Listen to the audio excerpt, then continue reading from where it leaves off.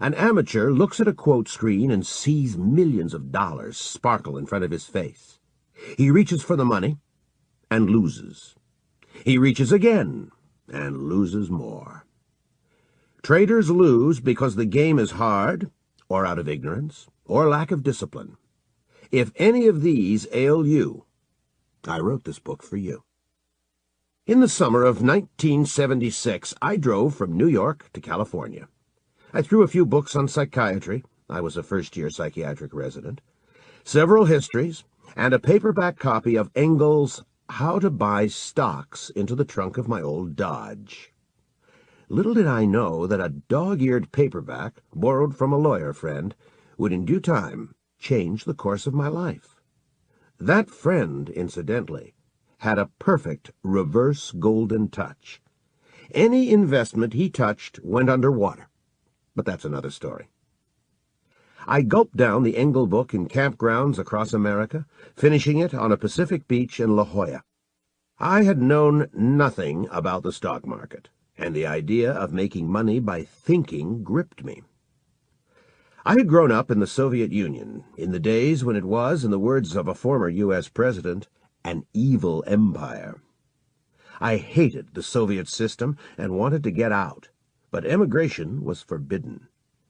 I entered college at 16, graduated medical school at 22, completed my residency, and then took a job as a ship's doctor. Now I could break free. I jumped the Soviet ship in Abidjan, Ivory Coast. I ran to the U.S. Embassy through the clogged, dusty streets of an African port city, chased by my ex-crewmates. The bureaucrats at the embassy fumbled and almost handed me back to the Soviets. I resisted, and they put me in a safe house and then on a plane to New York. I landed at Kennedy Airport in February 1974, arriving from Africa with summer clothes on my back and $25 in my pocket. I spoke some English, but did not know a soul in this country. I had no idea what stocks, bonds, futures, or options were, and sometimes got a queasy feeling just from looking at the American dollar bills in my wallet. In the old country, a handful of them could buy you 3 years in Siberia. Reading How to Buy Stocks opened a whole new world for me. Returning to New York, I bought my first stock. It was KinderCare. Ever since then, I have avidly studied the markets and invested and traded stocks, options, and now mostly futures. My professional career proceeded on a separate track. I completed a residency in psychiatry at a major university hospital, studied at the New York Psychoanalytic Institute, and served as book editor for the largest psychiatric newspaper in the United States. These days, I am busy trading and go to my psychiatric office across the street from Carnegie Hall only a few afternoons a week after the markets close. I love practicing psychiatry, but I spend most of my time in the markets. Learning to trade has been a long journey, with soaring highs and aching lows.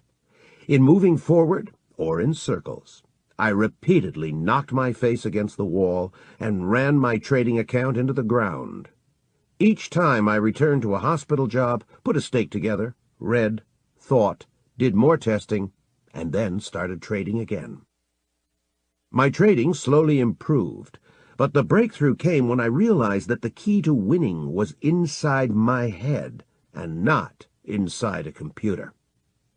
Psychiatry gave me the insight into trading that I will share with you. Psychology is the key. You may base your trades on fundamental or technical analysis. You may trade because of hunches about economic or political trends, use inside information, or simply hope. Remember how you felt the last time you placed an order? Were you anxious to jump in or afraid of losing? Did you procrastinate before picking up the phone? When you closed out a trade, did you feel elated or humiliated? The feelings of thousands of traders merge into huge psychological tides that move the markets. The majority of traders spend most of their time looking for good trades. Once they enter a trade, they lose control and either squirm from pain or grin from pleasure. They ride an emotional roller coaster and miss the essential element of winning, the management of their emotions. Their inability to manage themselves leads to poor money management of their accounts. If your mind is not in gear with the markets, or if you ignore changes in mass psychology of crowds, then you have no chance of making money trading. All winning professionals know the enormous importance of psychology in trading. All losing amateurs ignore it. Friends and clients who know that I am a psychiatrist often ask me whether this helps me as a trader. Good psychiatry and good trading have one important principle in common. Both focus on reality, on seeing the world the way it is.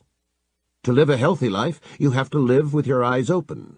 To be a good trader, you need to trade with your eyes open, recognize real trends and turns, and not waste time or energy on regrets and wishful thinking.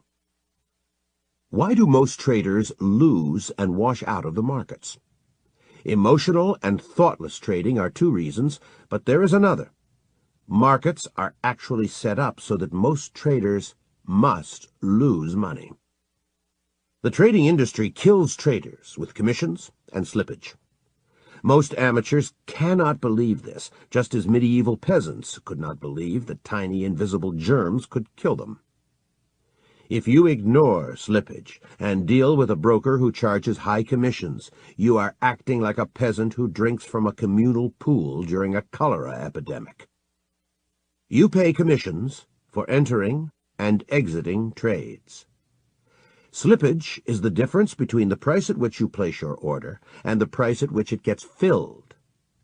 When you place a limit order, it is filled at your price or not at all. When you feel eager to enter or exit the market and give a market order, it is often filled at a worse price than prevailed when you placed it. The trading industry keeps draining huge amounts of money from the markets. Exchanges, regulators, brokers, and advisors live off the markets while generations of traders keep washing out. Markets need a fresh supply of losers, just as builders of the ancient pyramids of Egypt needed a fresh supply of slaves. Losers bring money into the markets, which is necessary for the prosperity of the trading industry.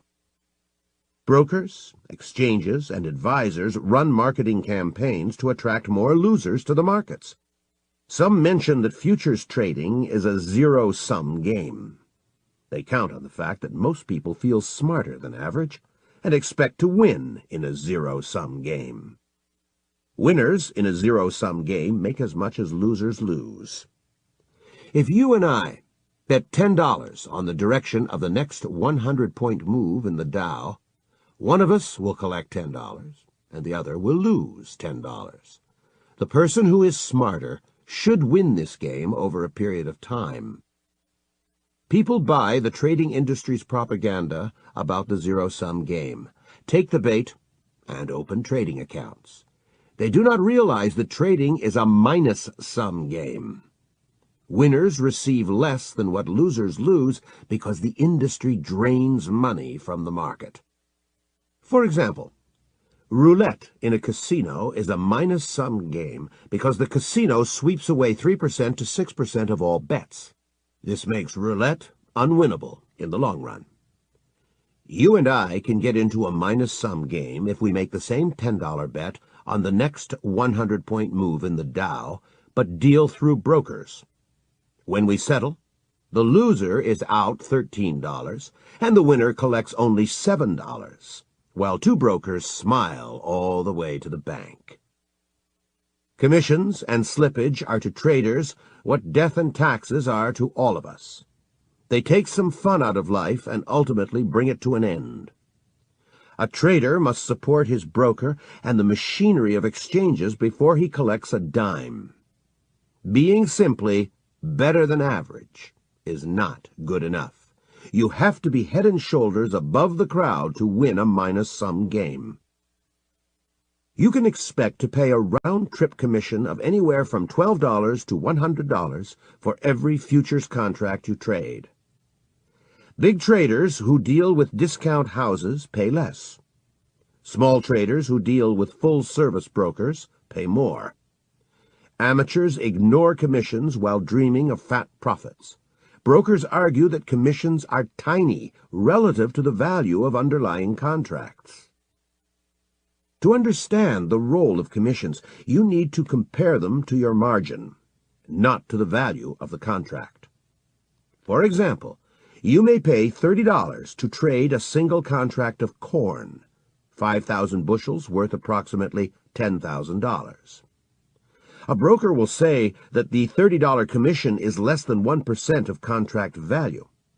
In reality, you have to deposit about $600 to trade a contract of corn.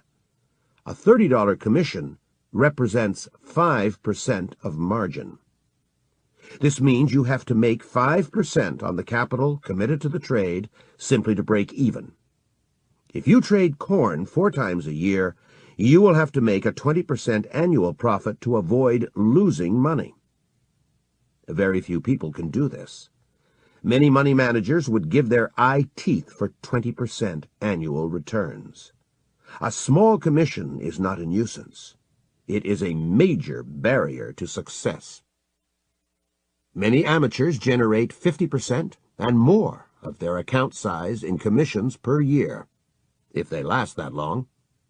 Even discounted commissions raise a tall barrier to successful trading. I have heard brokers chuckle as they gossiped about clients who beat their brains out just to stay even with the game. Shop for the lowest possible commissions. Do not be shy about bargaining for lower rates.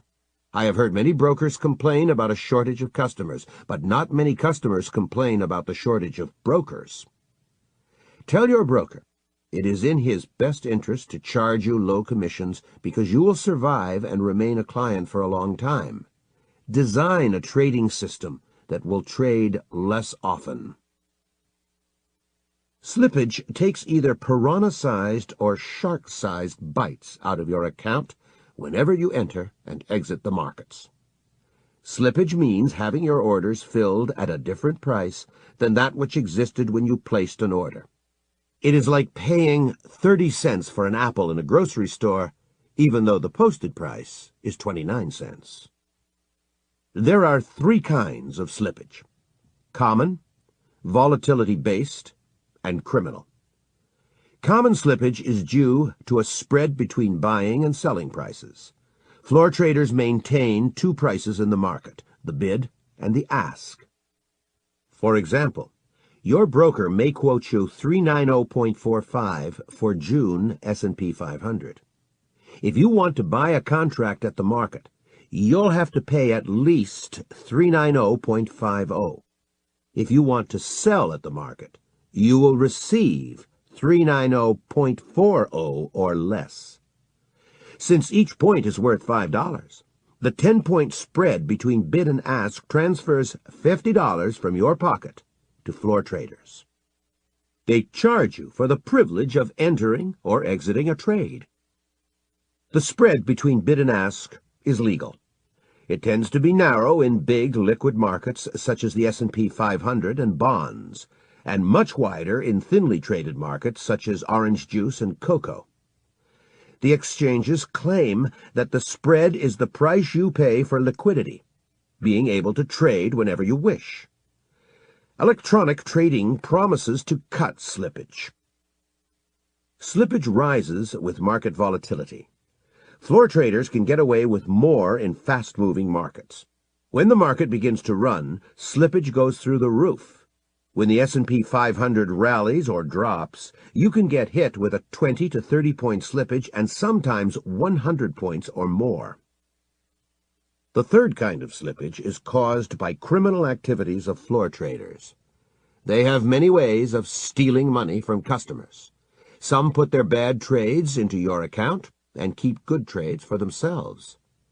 This kind of activity and other criminal games were recently described in a book, Brokers, Bagmen, and Moles, by David Greising and Laurie Morse.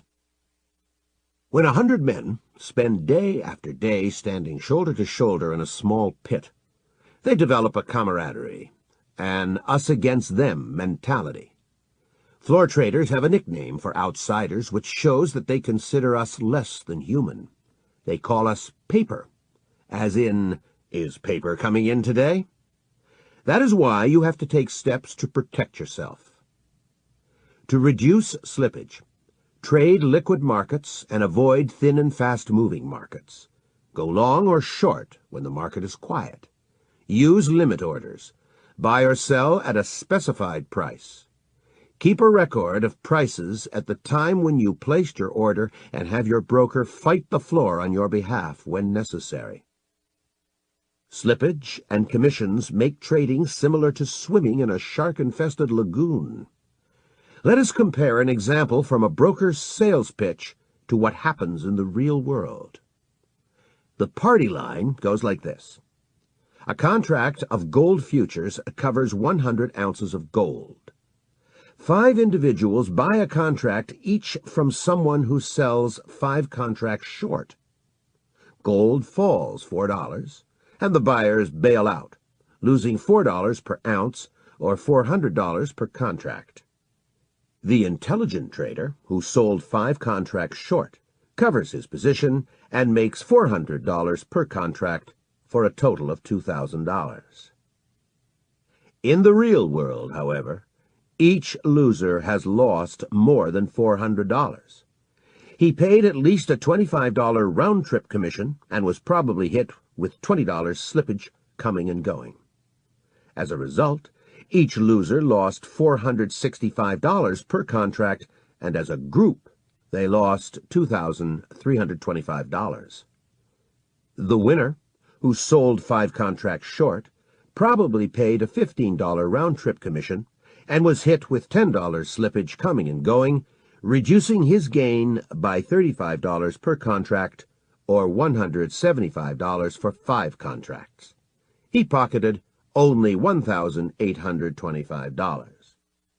The winner thought he made $2,000, but he received only $1,825. The losers thought they lost $2,000, but in fact they lost $2,325. In total, fully $500, $2,325 minus $1,825, was siphoned from the table. The lion's share was pocketed by floor traders and brokers who took a much bigger cut than any casino or a racetrack would dare. Other expenses also drain traders' money. The cost of computers and data, fees for advisory services and books, including the one you are reading now, all come out of your trading funds. Look for a broker with the cheapest commissions and watch him like a hawk.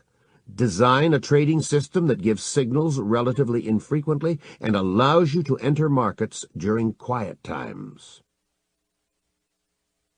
Individual psychology.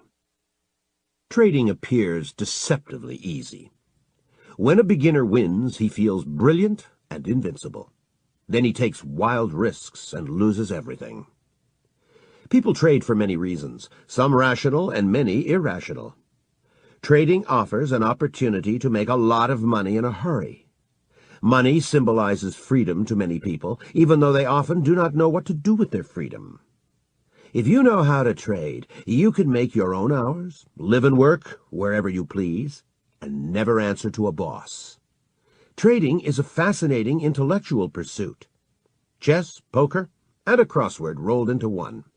Trading attracts people who love puzzles and brain teasers. Trading attracts risk-takers and repels those who avoid risk. An average person gets up in the morning, goes to work, has a lunch break, returns home, has a beer and dinner, watches TV, and goes to sleep. If he makes a few extra dollars, he puts them into a savings account. A trader keeps odd hours and puts his capital at risk. Many traders are loners who abandon the certainty of the present and take a leap into the unknown. Most people have an innate drive to achieve their personal best, to develop their abilities to the fullest. This drive, along with the pleasure of the game and the lure of money, propels traders to challenge the markets. Good traders tend to be hardworking and shrewd. They are open to new ideas. The goal of a good trader, paradoxically, is not to make money. His goal is to trade well. If he trades right, money follows almost as an afterthought. Successful traders keep honing their skills. Trying to reach their personal best is more important to them than making money. A successful New York trader said to me, "If I become 0.5% smarter each year, I'll be a genius by the time I die." His drive to improve himself is the hallmark of a successful trader. A professional trader from Texas invited me to his office and said, "If you sit across the table from me while I day trade, you won't be able to tell whether I am $2,000 ahead or $2,000 behind on that day." He has risen to a level where winning does not elate him and losing does not deflate him. He is so focused on trading right and improving his skills that money no longer influences his emotions. The trouble with self-fulfillment is that many people have a self-destructive streak. Accident-prone drivers keep destroying their cars, and self-destructive traders keep destroying their accounts. Markets offer unlimited opportunities for self-sabotage as well as for self-fulfillment. Acting out your internal conflicts in the marketplace is a very expensive proposition. Traders who are not at peace with themselves often try to fulfill their contradictory wishes in the market. If you do not know where you are going, you will wind up somewhere you never wanted to be. Trading psychology. Your feelings have an immediate impact on your account equity. You may have a brilliant trading system, but if you feel frightened, arrogant, or upset, your account is sure to suffer. When you recognize that a gambler's high or fear is clouding your mind, stop trading. Your success or failure as a trader depends on controlling your emotions. When you trade, you compete against the sharpest minds in the world. The field on which you compete has been slanted to ensure your failure. If you allow your emotions to interfere with your trading, the battle is over. You are responsible for every trade that you make. A trade begins when you decide to enter the market and ends only when you decide to take yourself out. Having a good trading system is not enough. Most traders with good systems wash out of the markets because psychologically they are not prepared to win.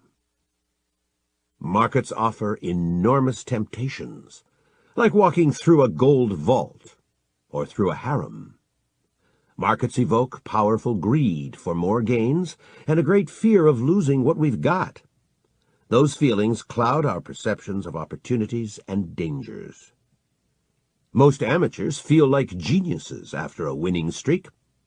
It is exciting to believe that you are so good you can bend your own rules and succeed. That's when traders deviate from their rules and go into a self-destruct mode. Traders gain some knowledge, they win, their emotions kick in, and they self-destruct. Most traders promptly give their killings back to the markets. The markets are full of rags to riches stories. The hallmark of a successful trader is his ability to accumulate equity. You need to make trading as objective as possible. Keep a diary of all your trades with before and after charts. Keep a spreadsheet listing all your trades, including commissions and slippage, and maintain very strict money management rules. You may have to devote as much energy to analyzing yourself as you do to analyzing the markets. When I was learning how to trade, I read every book on trading psychology I could find. Many writers offered sensible advice. Some stressed discipline. You cannot let the market sway you. Do not make decisions during trading hours. Plan a trade and trade a plan. Others stressed flexibility. Do not enter the market with any preconceived notions. Change your plans when markets change. Some experts suggested isolation.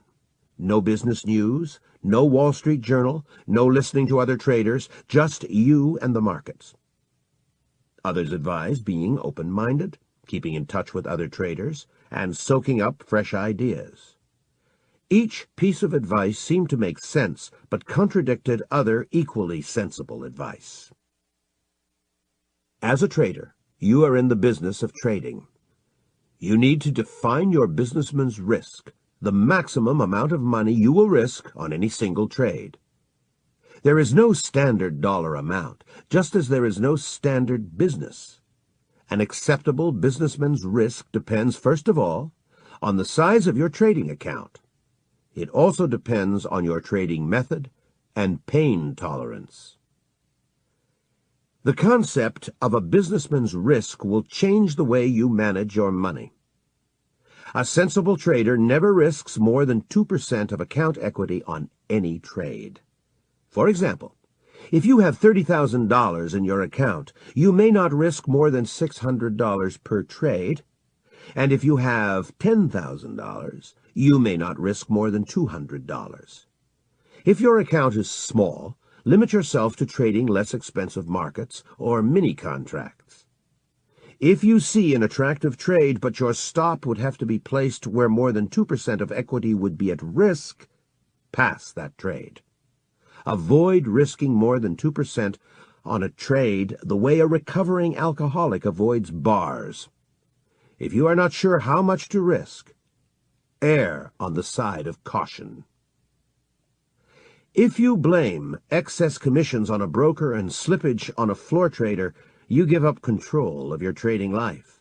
Try to reduce both, but take responsibility for them. If you lose even $1 more than your businessman's risk, including commissions and slippage, you are a loser. Do you keep good trading records? Poor record-keeping is a sure sign of a gambler and a loser. Good businessmen keep good records. Your trading records must show the date and price of every entry and exit, slippage, commissions, stops, all adjustments of stops, reasons for entering, objectives for exiting, maximum paper profit, maximum paper loss after a stop was hit, and any other necessary data. If you bail out of a trade within your businessman's risk, it is normal business. There is no bargaining, no waiting for another tick, no hoping for a change. Losing $1 more than your established businessman's risk is like getting drunk, getting into a brawl, getting sick to your stomach on your way home, and waking up in the gutter with a headache. You would never want that to happen. Each trader has his own demons to exorcise on the journey to becoming a successful professional. Here are several rules that worked for me as I grew from a wild amateur into an erratic semi-professional, and finally into a professional trader. You may change this list to suit your personality. 1. Decide that you are in the market for the long haul.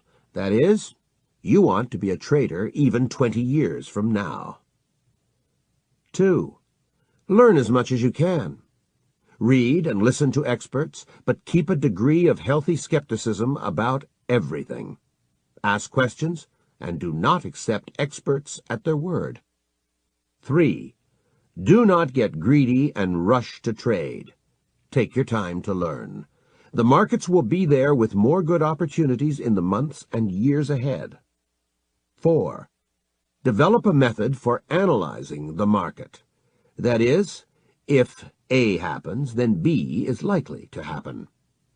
Markets have many dimensions. Use several analytic methods to confirm trades. Test everything on historical data, and then in the markets using real money. Markets keep changing. You need different tools for trading bull and bear markets and transitional periods, as well as a method for telling the difference. 5. Develop a money management plan. Your first goal must be long-term survival. Your second goal, a steady growth of capital. And your third goal, making high profits. Most traders put the third goal first. and are unaware that goals 1 and 2 exist. 6. Be aware that a trader is the weakest link in any trading system. Go to a meeting of Alcoholics Anonymous to learn how to avoid losses or develop your own method for cutting out impulsive trades. 7. Winners think, feel, and act differently than losers. You must look within yourself, strip away your illusions, and change your old ways of being, thinking, and acting. Change is hard, but if you want to be a professional trader, you have to work on changing your personality. Mass psychology. Wall Street is named after a wall that kept farm animals from wandering away from the settlement at the tip of Manhattan. The farming legacy lives on in the language of traders. 4 animals are mentioned especially often on Wall Street: bulls and bears, hogs and sheep. Traders say, bulls make money, bears make money, but hogs get slaughtered. A bull fights by striking up with his horns. A bull is a buyer, a person who bets on a rally and profits from a rise in prices. A bear fights by striking down with his paws. A bear is a seller, a person who bets on a decline and profits from a fall in prices. Hogs are greedy. They get slaughtered when they trade to satisfy their greed. Some hogs buy or sell positions that are too large for them and get destroyed by a small adverse move. Other hogs overstay their positions. They keep waiting for profits to get bigger even after the trend reverses. Sheep are passive and fearful followers of trends, tips, and gurus. They sometimes put on a bull's horns or a bearskin and try to swagger. You recognize them by their pitiful bleating when the market becomes volatile. Whenever the market is open, bulls are buying, bears are selling, hogs and sheep get trampled underfoot, and the undecided traders wait on the sidelines. Quote machines all over the world show a steady stream of quotes, the latest prices for any trading vehicle. Thousands of eyes are focused on each price quote as people make trading decisions. There are 3 groups of traders in the market: buyers, sellers, and undecided traders. Ask is what a seller asks for his merchandise. Bid is what a buyer offers for that merchandise. Buyers and sellers are always in conflict. Buyers want to pay as little as possible, and sellers want to charge as much as possible. If members of both groups insist on having their way, no trade can take place. No trade means no price, only wishful quotes of buyers and sellers. A seller has a choice: to wait until prices rise or to accept a lower offer for his merchandise. A buyer also has a choice: to wait until prices come down or to offer to pay more to the sellers. A trade occurs when there is a momentary meeting of 2 minds. An eager bull agrees to a seller's terms and pays up, or an eager bear agrees to a buyer's terms and sells a little cheaper. The presence of undecided traders puts pressure on both bulls and bears. When a buyer and a seller bargain in private, they may haggle at a leisurely pace. The 2 must move much faster when they bargain at the exchange. They know that they are surrounded by a crowd of other traders who may butt in on their deal at any moment. The buyer knows that if he thinks for too long, another trader can step in and snap away his bargain. A seller knows that if he tries to hold out for a higher price, another trader may step in and sell at a lower price. The crowd of undecided traders makes buyers and sellers more anxious to accommodate their opponents. A trade occurs when there is a meeting of 2 minds. Each tick on your quote screen represents a deal between a buyer and a seller. Buyers are buying because they expect prices to rise. Sellers are selling because they expect prices to fall. Buyers and sellers trade while surrounded by crowds of undecided traders. They may become buyers or sellers as prices change or as time passes. Buying by bulls pushes markets up.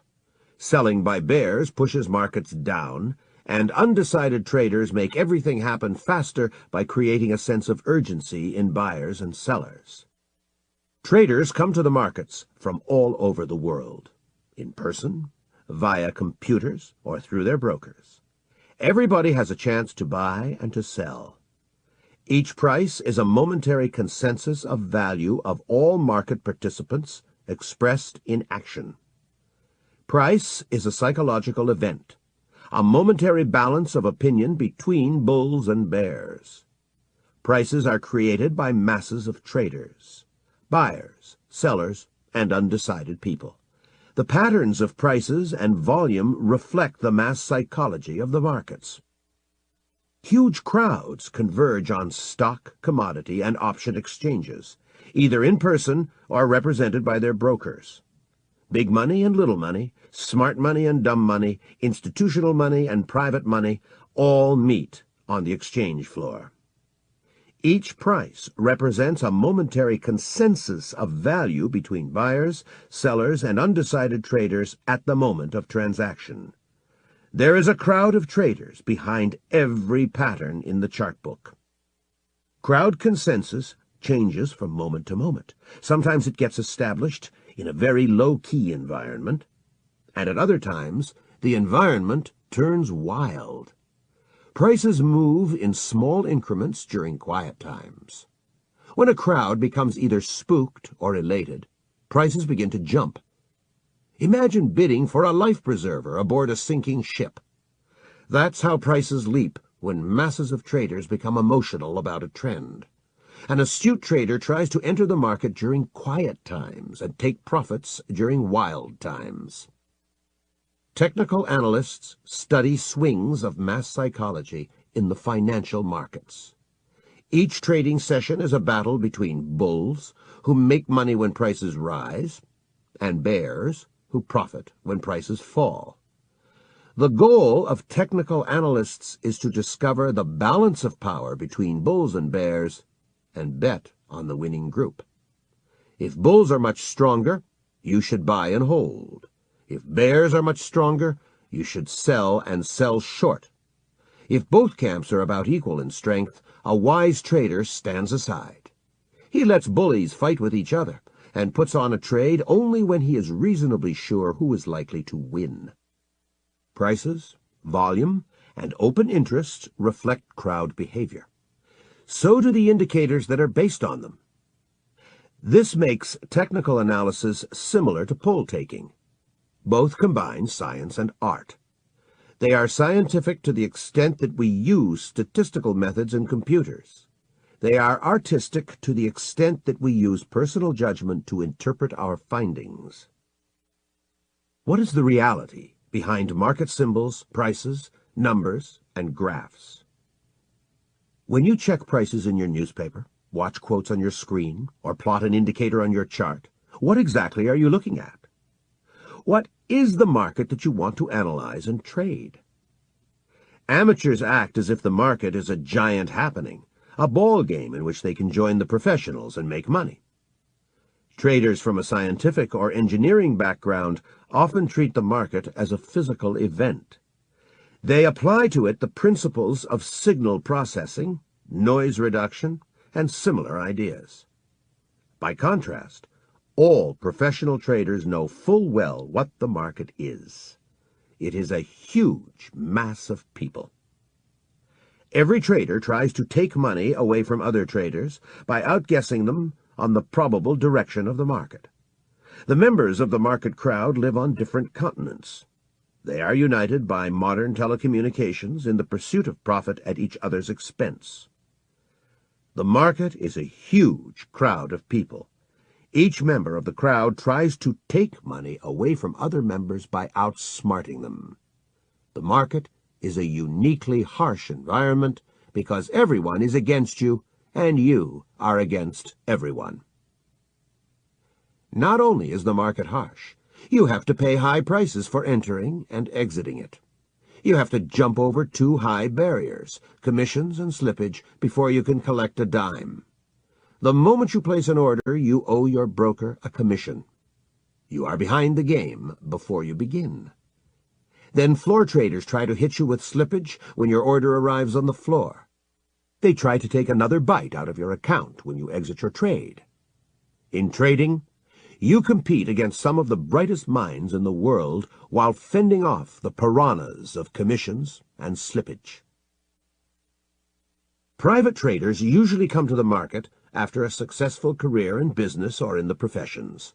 An average private futures trader in the United States is a 50-year-old, married, college-educated man. Many futures traders own their own businesses, and many have postgraduate degrees. The two largest occupational groups among futures traders are farmers and engineers. Most people trade for partly rational, partly irrational reasons. Rational reasons include the desire to earn a large return on capital. Irrational reasons include gambling and a search for excitement. Most traders are not aware of their irrational motives. Learning to trade takes hard work, time, energy, and money. Few individuals rise to the level of professionals who can support themselves by trading. Professionals are extremely serious about what they do. They satisfy their irrational goals outside the markets, while amateurs act them out in the marketplace. The major economic role of a trader is to support his broker, to help him pay his mortgage and keep his children in private schools. In addition, the role of a speculator is to help companies raise capital in the stock market and to assume a price risk in the commodities markets, allowing producers to focus on production. These lofty economic goals are far from a speculator's mind when he gives an order to his broker.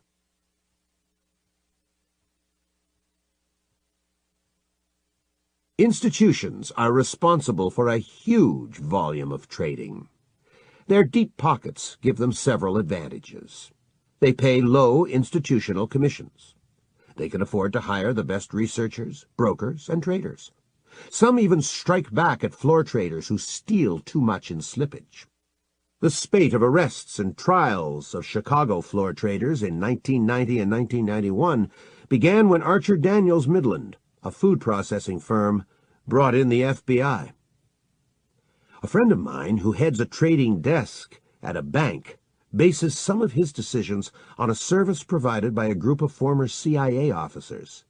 They scan the media to detect early trends in society and send their reports to him.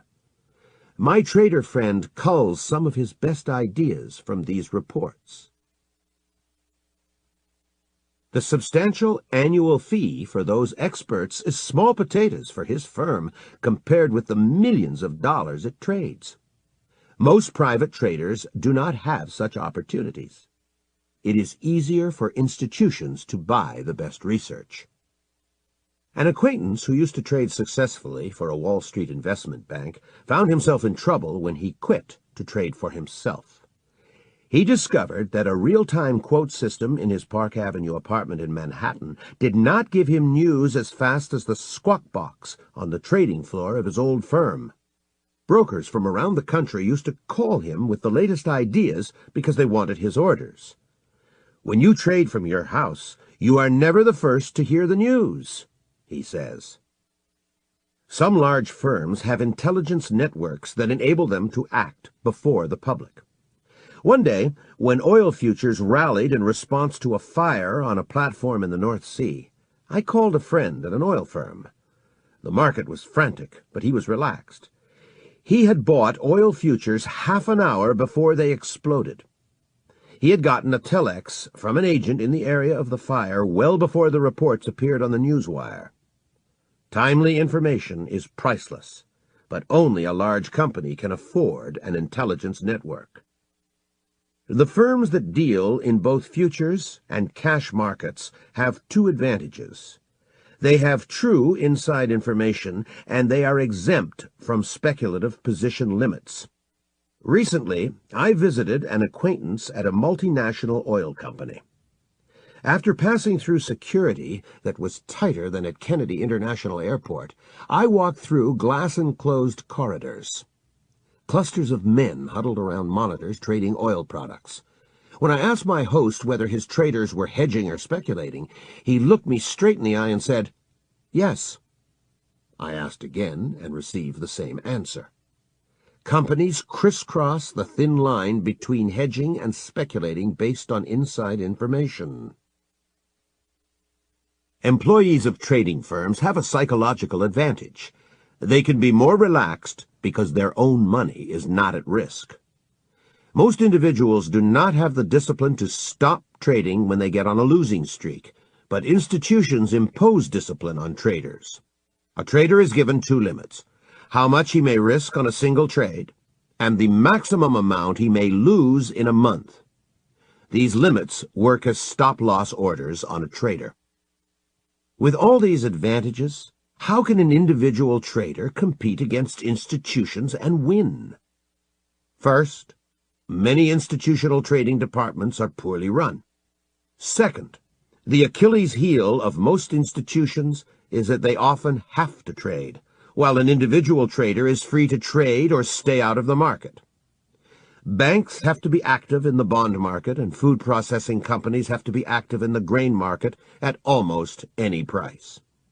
An individual trader is free to wait for the best trading opportunities. Most private traders fritter away this advantage by overtrading. An individual who wants to succeed against the giants must develop patience and eliminate greed. Remember, your goal is to trade well, not to trade often. Successful institutional traders receive raises and bonuses. Even a high bonus can feel puny to someone who earns many millions of dollars for his firm. Successful institutional traders often talk of quitting and going to trade for themselves. Most traders who leave institutions get caught up in the emotions of fear, greed, elation, and panic when they start risking their own money. They seldom do well trading for their own account. Another sign that psychology is at the root of trading success or failure. The market crowd and you. The market is a loosely organized crowd whose members bet that prices will rise or fall. Since each price represents the consensus of the crowd at the moment of transaction, all traders are in effect betting on the future mood of the crowd. That crowd keeps swinging from indifference to optimism or pessimism, and from hope to fear. Most people do not follow their own trading plans because they let the crowd influence their feelings, thoughts, and actions. Bulls and bears battle in the market, and the value of your investment sinks or soars depending on the actions of total strangers. You cannot control the markets. You can only decide whether and when to enter or exit trades. Most traders feel jittery when we enter a trade. Their judgment becomes clouded by emotions after they join the market crowd. These crowd-induced emotions make traders deviate from their trading plans and lose money. Charles Mackay, a Scottish barrister, wrote his classic book, Extraordinary Popular Delusions and the Madness of Crowds, in 1841. He described several mass manias, including the tulip mania in Holland in 1634 and the South Seas investment bubble in England in 1720. The tulip craze began as a bull market in tulip bulbs.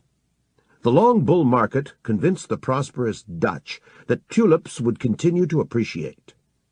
Many of them abandoned their businesses to grow tulips, trade them, or become tulip brokers. Banks accepted tulips as collateral, and speculators profited.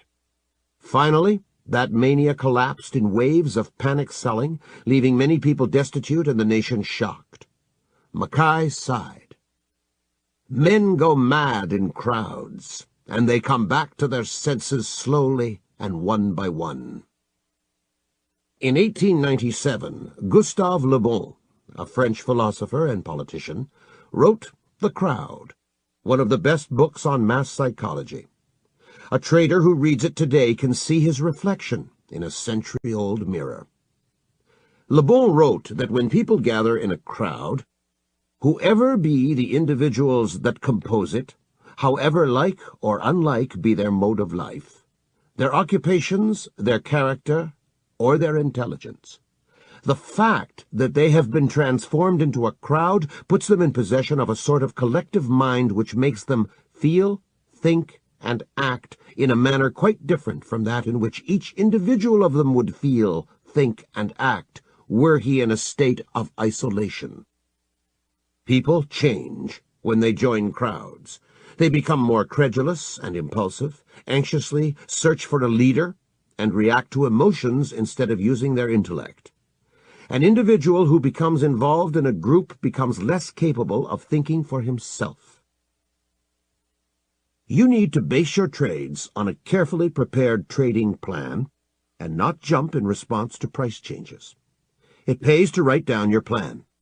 You need to know exactly under what conditions you will enter and exit a trade. Do not make decisions on the spur of the moment, when you are vulnerable to being sucked into the crowd. You can succeed in trading only when you think and act as an individual.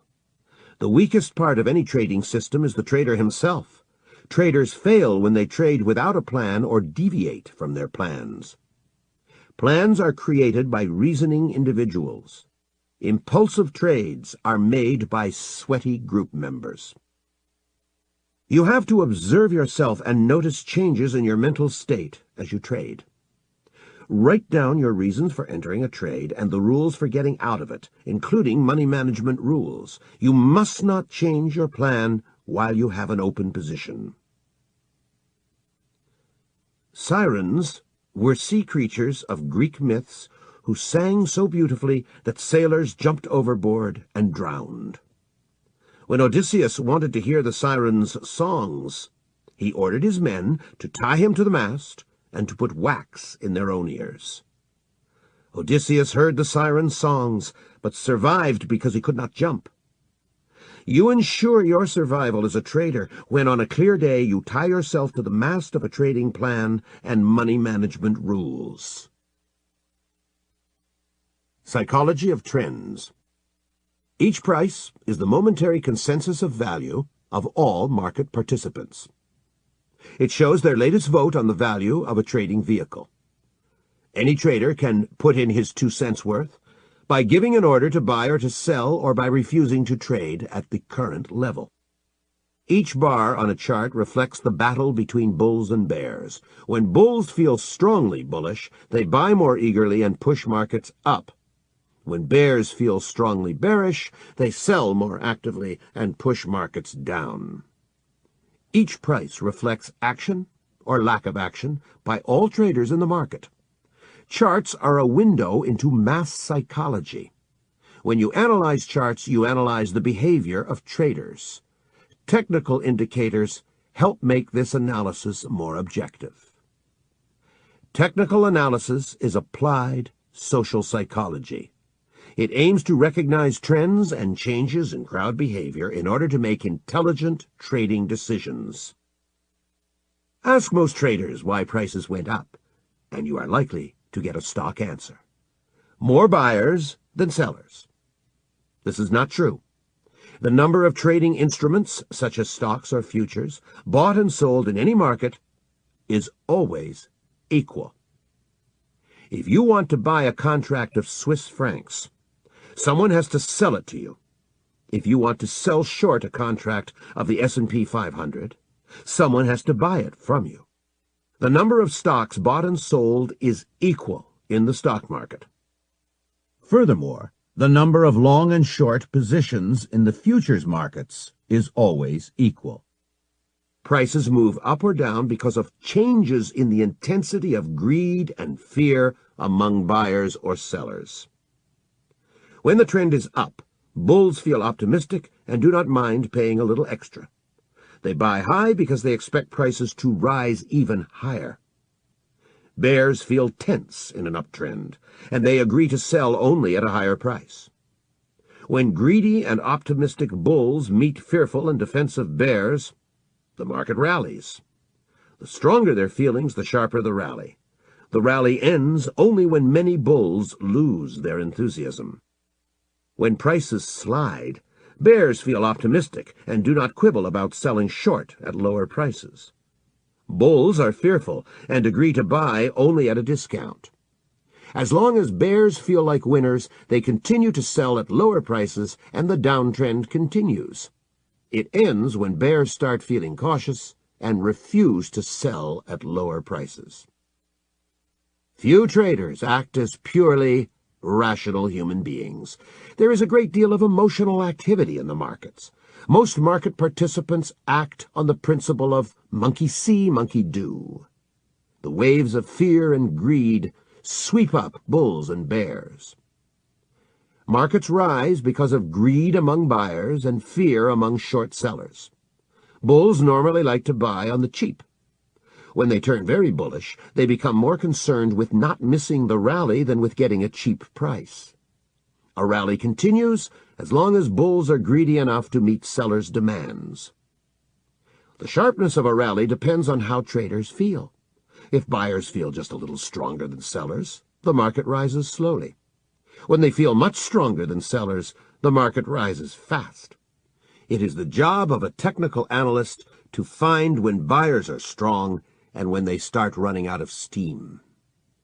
Short sellers feel trapped by rising markets as their profits melt and turn into losses. When short sellers rush to cover, a rally becomes nearly vertical.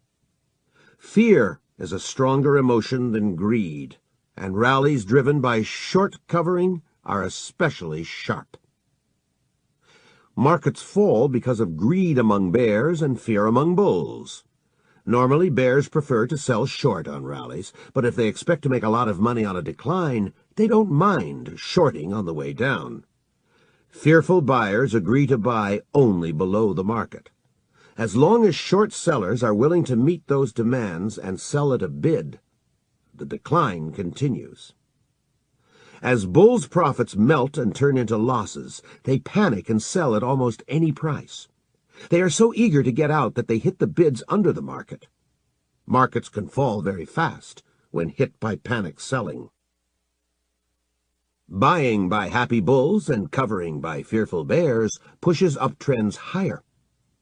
Buyers feel rewarded while sellers feel punished. Both feel emotionally involved, but few traders realize that they are creating the uptrend, creating their own leader. Eventually, a price shock occurs. A major sale hits the market, and there are not enough buyers to absorb it. The uptrend takes a dive. Bulls feel mistreated, like children whose father hit them with a strap during a meal. But bears feel encouraged. A price shock plants the seeds of an uptrend's reversal. Even if the market recovers and reaches a new high, bulls feel more skittish and bears become bolder. This lack of cohesion in the dominant group and optimism among its opponents makes the uptrend ready to reverse. Several technical indicators identify tops by tracing a pattern called bearish divergence. It occurs when prices reach a new high, but the indicator reaches a lower high than it did on a previous rally. Bearish divergences mark the best shorting opportunities. When the trend is down, bears feel like good children, praised and rewarded for being smart. They feel increasingly confident, add to their positions, and the downtrend continues. New bears come into the market. Most people admire winners, and the financial media keep interviewing bears in bear markets. Bulls lose money in downtrends, and that makes them feel bad. Bulls dump their positions, and many switch sides to join bears. Their selling pushes markets lower. After a while, bears grow confident and bulls feel demoralized. Suddenly, a price shock occurs. A cluster of buy orders soaks up all available sell orders and lifts the market. Now bears feel like children whose father has lashed out at them in the midst of a happy meal. A price shock plants the seeds of a downtrend's eventual reversal because bears become more fearful and bulls grow bolder.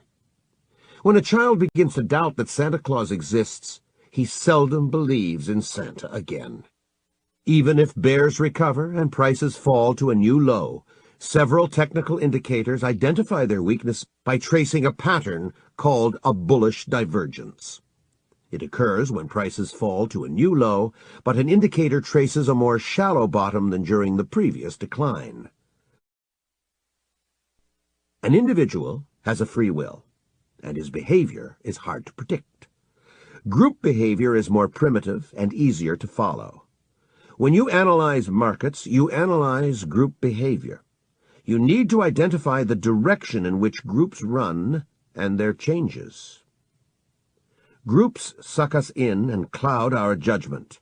The problem for most analysts is that they get caught in the mentality of the groups they analyze. The longer a rally continues, the more technicians get caught up in bullish sentiment, ignore the danger signs, and miss the reversal. The longer a decline goes on, the more technicians get caught up in bearish gloom and ignore bullish signs. This is why it helps to have a written plan for analyzing the markets. We have to decide in advance what indicators we will watch and how we will interpret them. Floor traders use several tools for tracking the quality and intensity of a crowd's feelings. They watch the crowd's ability to break through recent support and resistance levels.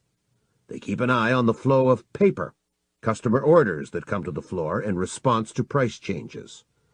Floor traders listen to the changes in pitch and volume of the roar on the exchange floor. If you trade away from the floor, you need other tools for analyzing crowd behavior.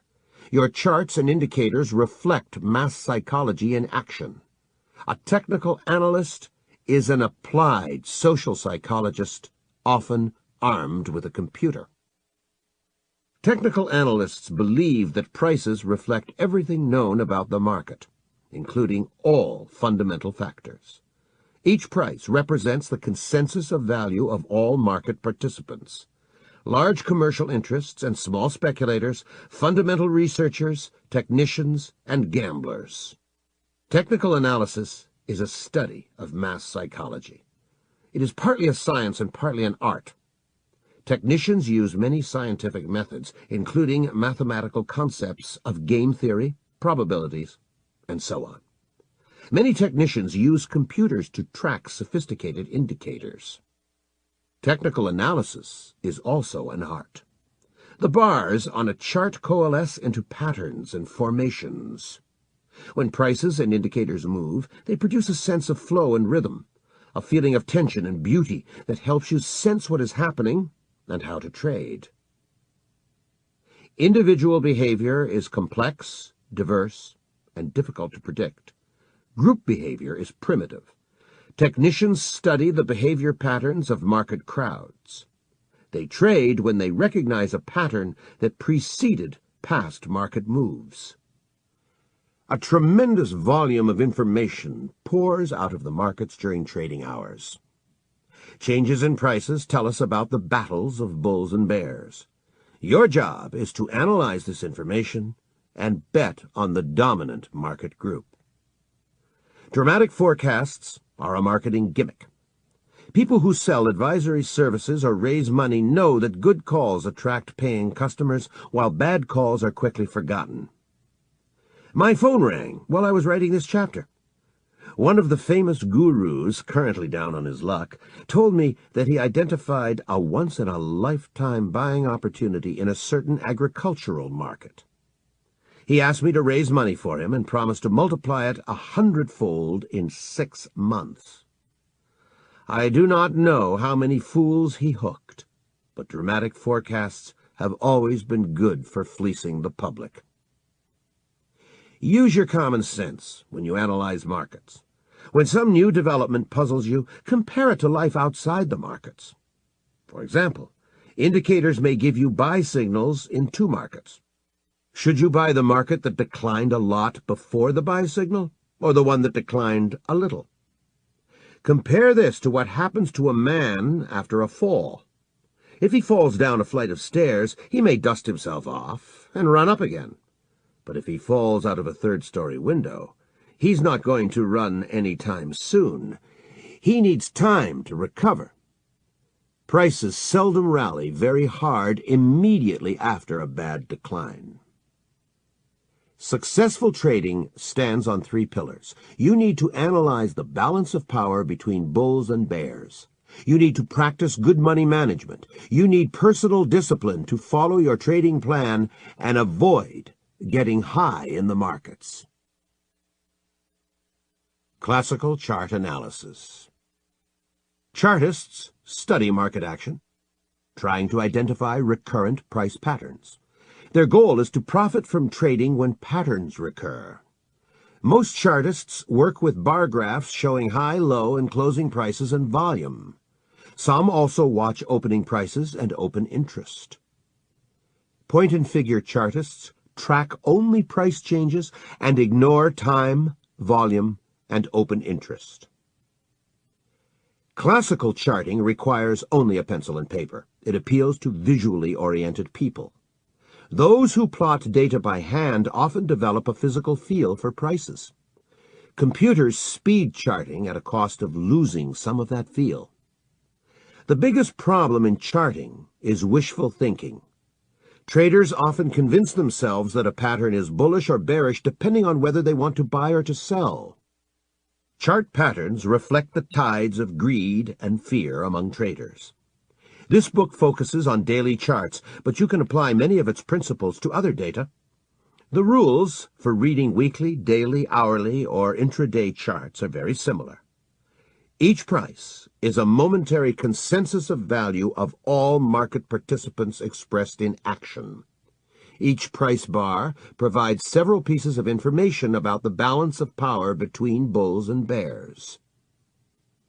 The opening price of a daily or a weekly bar usually reflects the amateur's opinion of value.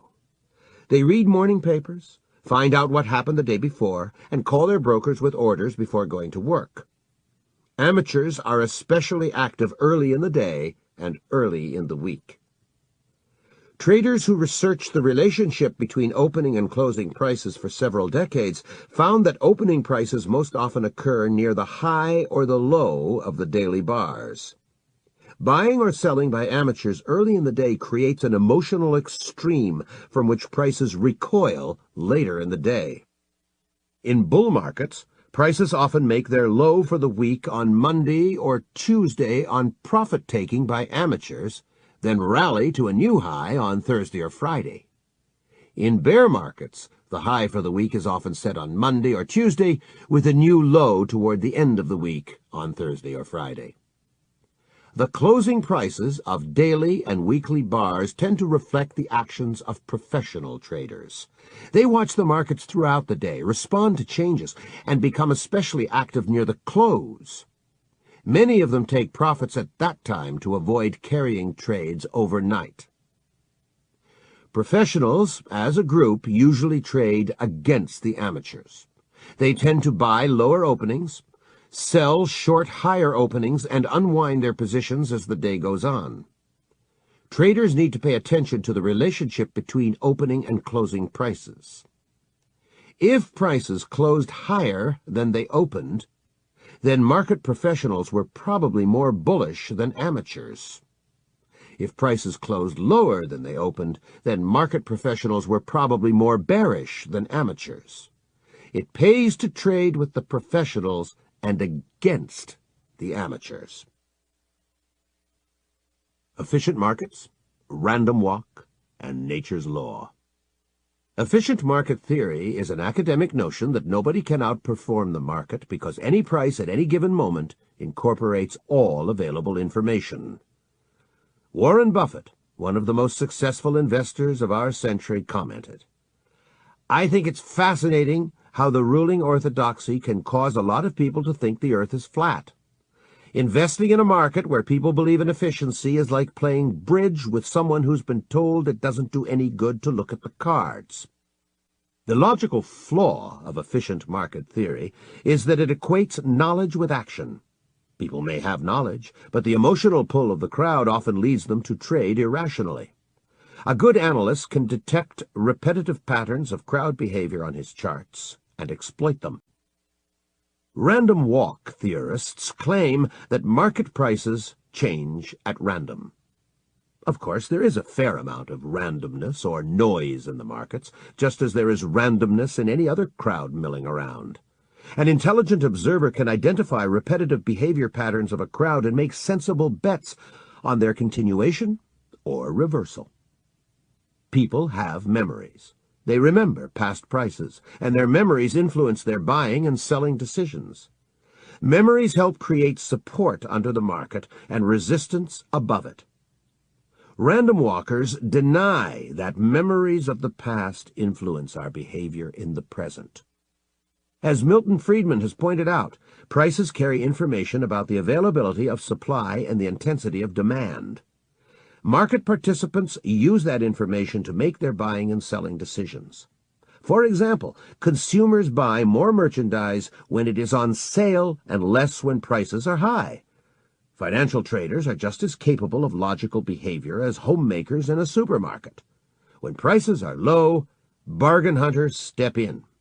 A shortage can lead to a buying panic, but high prices choke off demand. Nature's law is the rallying cry of a clutch of mystics who oppose random walkers in the financial markets. Mystics claim that there is a perfect order in the markets, which they say move like clockwork in response to immutable natural laws. R.N. Elliott even titled his last book, Nature's Law. The perfect order crowd gravitates to astrology and looks for links between prices and the movements of the planets. Most mystics try to hide their astrological bent, but it is easy to draw them out of a shell. Next time someone talks to you about natural order in the markets, ask him about astrology. He will probably jump at the chance to come out of the closet and talk about the stars. Those who believe in perfect order in the markets accept that tops and bottoms can be predicted far into the future. Amateurs love forecasts, and mysticism provides a great marketing gimmick. It helps sell courses, trading systems, and newsletters. Mystics, random walk academics, and efficient market theorists have one trait in common. They are equally divorced from the reality of the markets. Extremists argue with one another, but they think alike. Support and resistance. A ball hits the floor and bounces. It drops after it hits the ceiling. Support and resistance are like a floor and a ceiling, with prices sandwiched between them.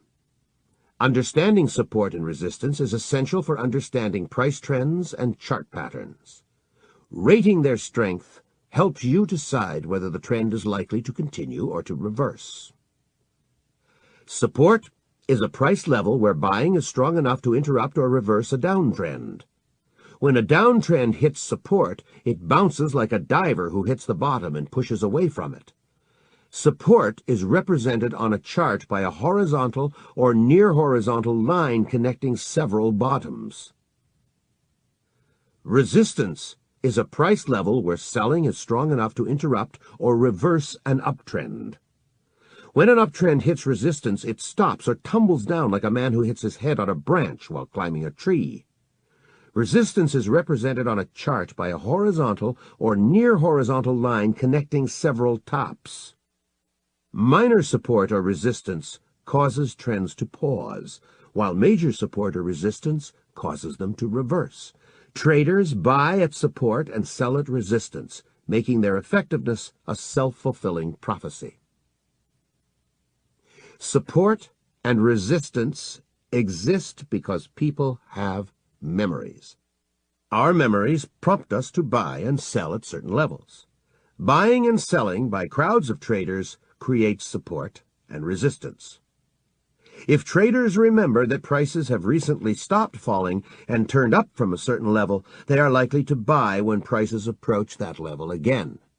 If traders remember that an uptrend has recently reversed after rising to a certain peak, they tend to sell and go short when prices approach that level again.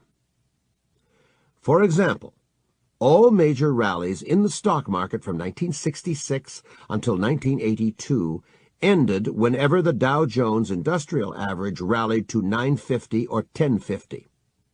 The resistance was so strong that traders named it a graveyard in the sky. Once the bulls rammed the market through that level, it became a major support area. Support and resistance exist because masses of traders feel pain and regret. Traders who hold losing positions feel intense pain. Losers are determined to get out as soon as the market gives them another chance. Traders who missed an opportunity feel regret and also wait for the market to give them a second chance. Feelings of pain and regret are mild in trading ranges where swings are small and losers do not get hurt too badly. Breakouts from trading ranges create intense pain and regret. When the market stays flat for a while, traders get used to buying at the lower edge of the range and shorting at the upper edge. In uptrends, bears who sold short feel pain and bulls feel regret that they did not buy more. Both feel determined to buy if the market gives them a second chance. The pain of bears and regret of bulls make them ready to buy, creating support during reactions in an uptrend. Resistance is an area where bulls feel pain, bears feel regret, and both are ready to sell. When prices break down from a trading range, bulls who bought feel pain, feel trapped, and wait for a rally to let them get out even. Bears regret that they have not shorted more and wait for a rally to give them a second chance to sell short. Bulls' pain and bears' regret create resistance, a ceiling above the market in downtrends. The strength of support and resistance depends on the strength of feelings among masses of traders. A congestion area that has been hit by several trends is like a cratered battlefield. Its defenders have plenty of cover, and an attacking force is likely to slow down. The longer prices stay in a congestion zone, the stronger the emotional commitment of bulls and bears to that area.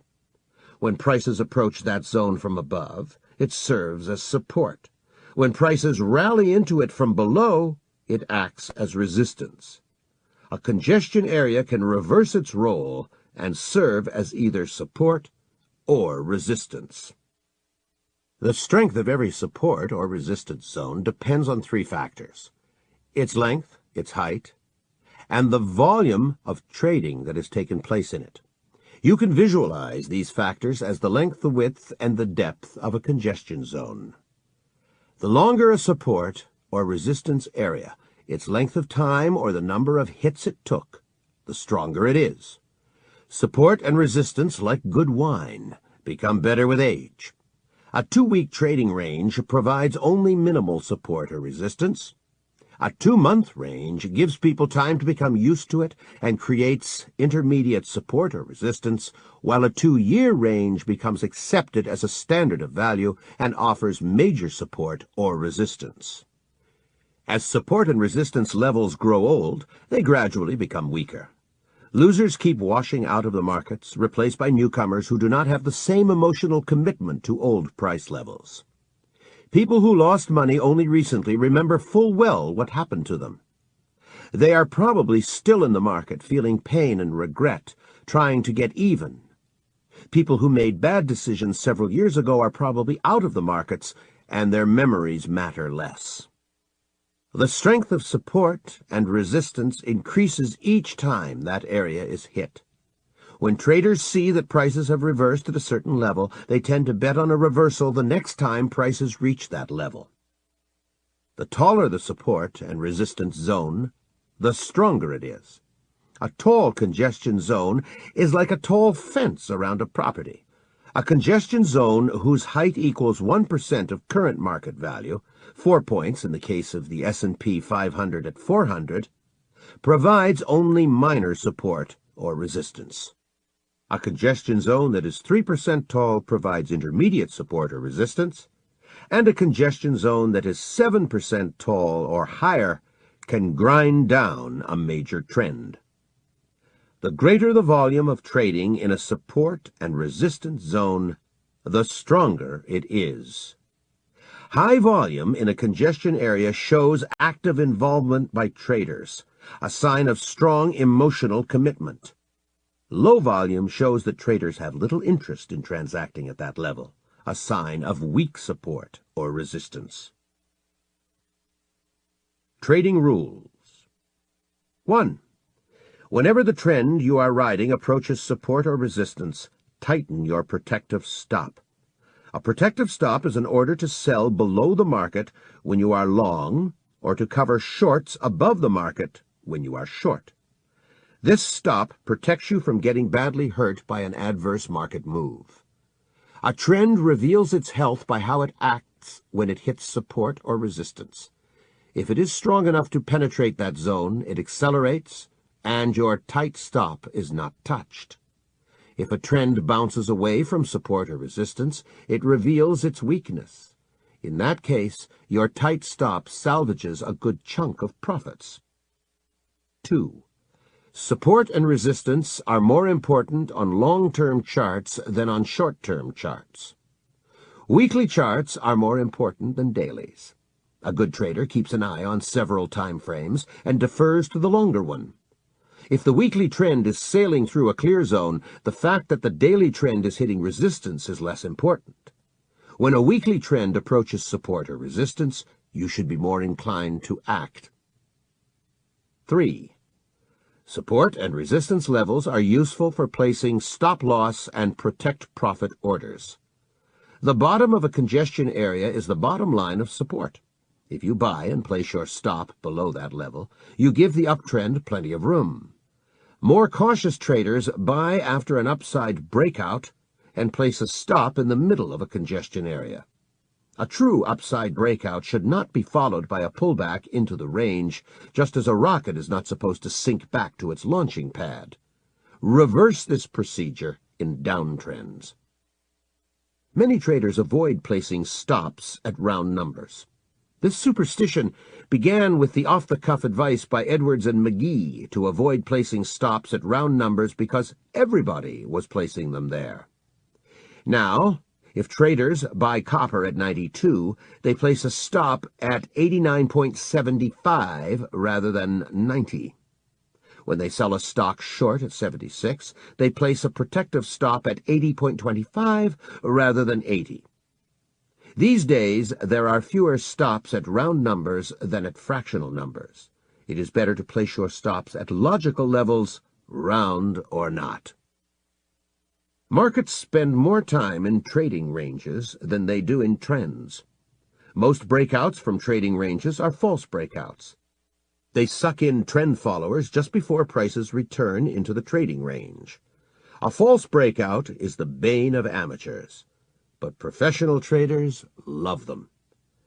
Professionals expect prices to fluctuate without going very far most of the time. They wait until an upside breakout stops reaching new highs or a downside breakout stops making new lows. Then they pounce. They fade the breakout, trade against it, and place a protective stop at the latest extreme point. It is a very tight stop, and their risk is low, while there is a big profit potential from a pullback into the congestion zone. The risk-reward ratio is so good that professionals can afford to be wrong half the time and still come out ahead of the game. The best time to buy an upside breakout on a daily chart is when your analysis of the weekly chart suggests that a new uptrend is developing. True breakouts are confirmed by heavy volume, while false breakouts tend to have light volume. True breakouts are confirmed when technical indicators reach new extreme highs or lows in the direction of the trend, while false breakouts are often marked by divergences between prices and indicators. Traders try to profit from changes in prices. Buy low and sell high, or sell short high and cover low. Even a quick look at a chart reveals that markets spend most of their time in trading ranges. They spend less time in trends. A trend exists when prices keep rising or falling over time. In an uptrend, each rally reaches a higher high than the preceding rally, and each decline stops at a higher level than the preceding decline. In a downtrend, each decline falls to a lower low than the preceding decline, and each rally stops at a lower level than the preceding rally. In a trading range, most rallies stop at about the same high and declines peter out at about the same low. A trader needs to identify trends and trading ranges. It is easier to trade during trends. It is harder to make money when prices are flat unless you write options, which requires a special skill. Trading in trends and in trading ranges calls for different tactics. When you go long in an uptrend or sell short in a downtrend, you have to give that trend the benefit of the doubt and not be shaken out easily. It pays to buckle your seatbelt and hang on for as long as the trend continues. When you trade in a trading range, you have to be nimble and close out your position at the slightest sign of a reversal. Another difference in trading tactics between trends and trading ranges is the handling of strength and weakness. You have to follow strength during trends, buy in uptrends, and sell short in downtrends. When prices are in a trading range, you have to do the opposite, buy weakness and sell strength. An uptrend emerges when bulls are stronger than bears, and their buying forces prices up. If bears manage to push prices down, bulls return in force, break the decline, and force prices to a new high. Downtrends occur when bears are stronger, and their selling pushes markets down. When a flurry of buying lifts prices, bears sell short into that rally, stop it, and send prices to new lows. When bulls and bears are equally strong or weak, prices stay in a trading range. When bulls manage to push prices up, bears sell short into that rally and prices fall. Bargain hunters step in and break the decline. Bears cover shorts, their buying fuels a minor rally, and the cycle repeats. A trading range is like a fight between two equally strong gangs. They push one another back and forth on a street corner, but neither can control the turf. A trend is like a fight where a stronger gang chases the weaker gang down the street.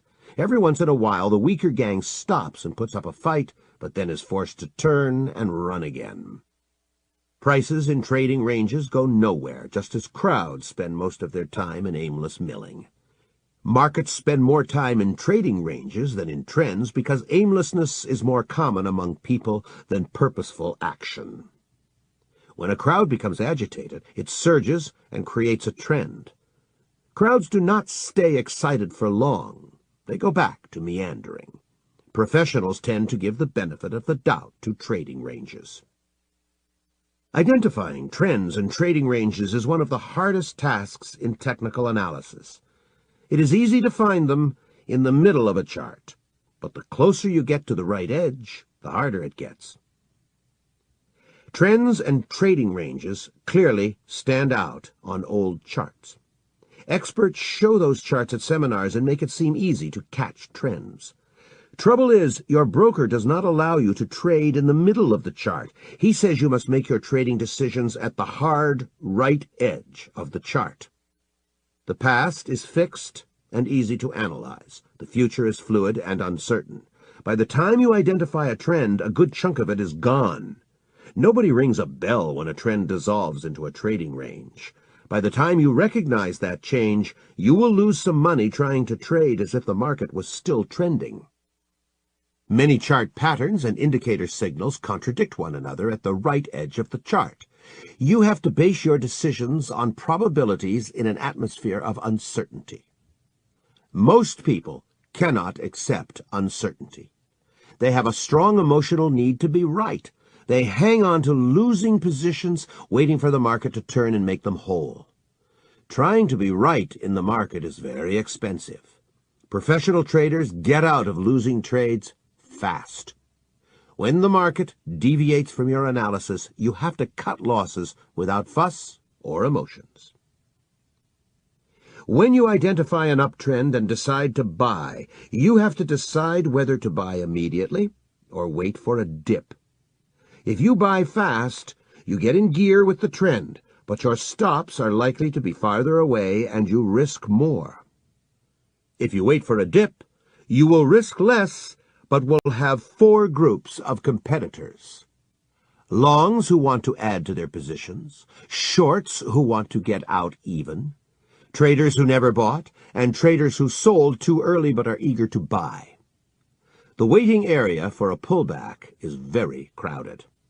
Markets are not known for their charity, and a deep pullback may well signal the beginning of a reversal. This reasoning also applies to downtrends. Waiting for pullbacks while a trend is gathering steam is an amateur's game. If the market is in a trading range and you are waiting for a breakout, you have to decide whether to buy in anticipation of a breakout, during a breakout, or on a pullback after a valid breakout. If you trade multiple positions, you can buy a third in anticipation, a third on a breakout, and a third on a pullback. Whatever method you use, there is one money management rule that will keep you out of the riskiest trades. The distance from the entry point to the level of a protective stop should never be more than 2% of your account equity. No matter how attractive a trade is, pass it up if it requires a wider stop. Money management tactics are different in trends and trading ranges. It pays to put on a smaller position in a trend, but use a wider stop. Then you will be less likely to get shaken out by reactions while you keep risk under control. You may put on a bigger position in a trading range, but use a tighter stop. Finding good entry points is extremely important in trading ranges. You have to be very precise because the profit potential is so limited. A trend is more forgiving of a sloppy entry as long as you trade in the direction of the trend. Old traders chuckle. Do not confuse brains with a bull market. When you cannot tell whether the market is in a trend or in a trading range, remember that professionals give the benefit of the doubt to trading ranges. If you are not sure, stand aside. Professionals love trading ranges because they can slide in and out of positions with little risk of being impaled on a trend. Since they pay low or no commissions and suffer little slippage, it is profitable for them to trade in gently fluctuating markets. Those of us who trade away from the floor are better off trying to catch trends. You can trade less frequently during trends, and your account suffers less from commissions and slippage. Most traders ignore the fact that markets usually are both in a trend and in a trading range at the same time. They pick one time frame, such as daily or hourly, and look for trades on daily charts. With their attention fixed on daily or hourly charts, trends from other time frames, such as weekly or 10-minute trends, keep sneaking up on them and wreaking havoc with their plans. Markets exist in several time frames simultaneously. They exist on a 10-minute chart, an hourly chart, a daily chart, a weekly chart, and any other chart. The market may look like a buy on a daily chart, but a sell on a weekly chart, and vice versa.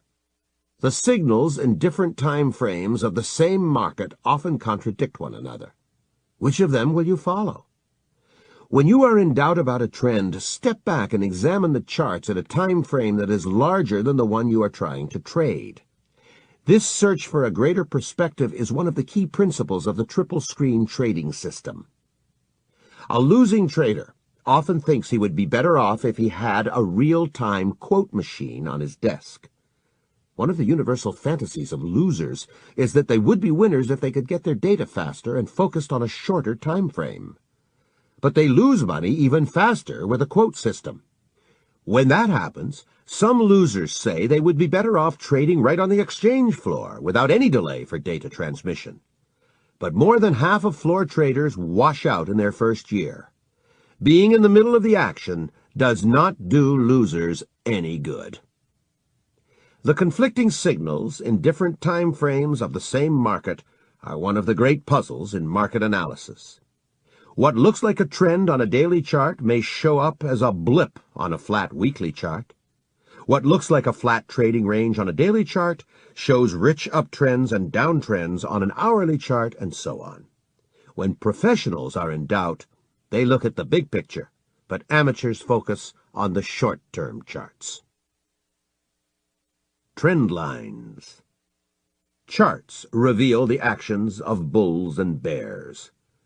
Bottoms of declines show where bears stopped and bulls regained control of the market.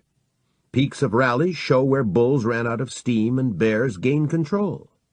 A line connecting two nearby bottoms shows the lowest common denominator of bullish power. A line that connects two nearby tops shows the lowest common denominator of the power of bears. Those lines are called trend lines. Traders use them to identify trends. When prices rally, draw an uptrend line across the bottoms. When prices decline, draw a downtrend line across the tops.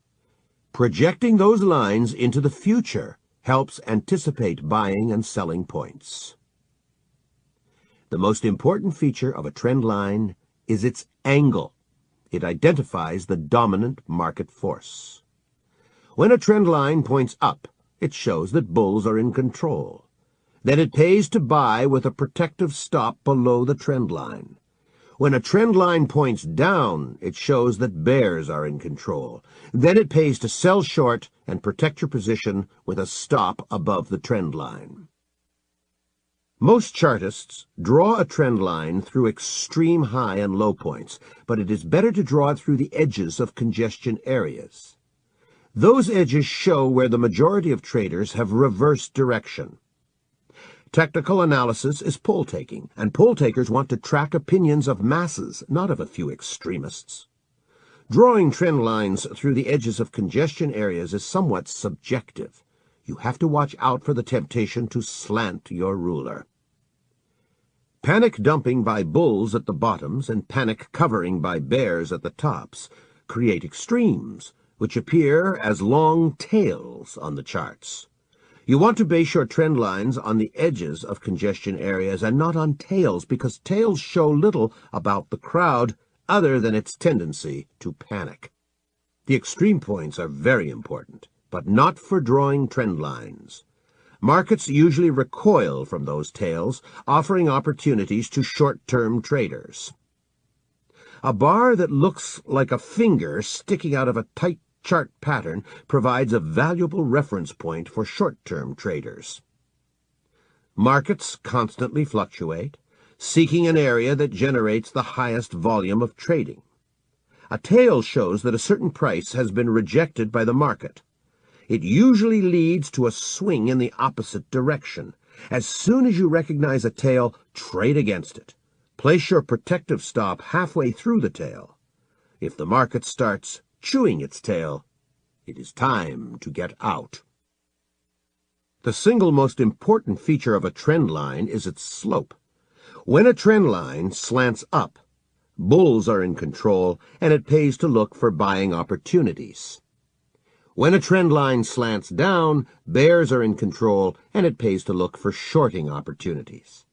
You can rate the importance of any trend line by examining 5 factors: the time frame of the trend line, its length, the number of times prices touch it, its angle, and volume. The longer the time frame, the more important the trend line. A trend line on a weekly chart identifies a more important trend than a daily trend line. A trend line on a daily chart identifies a more important trend than an hourly trend line, and so on. The longer the trend line, the more valid it is.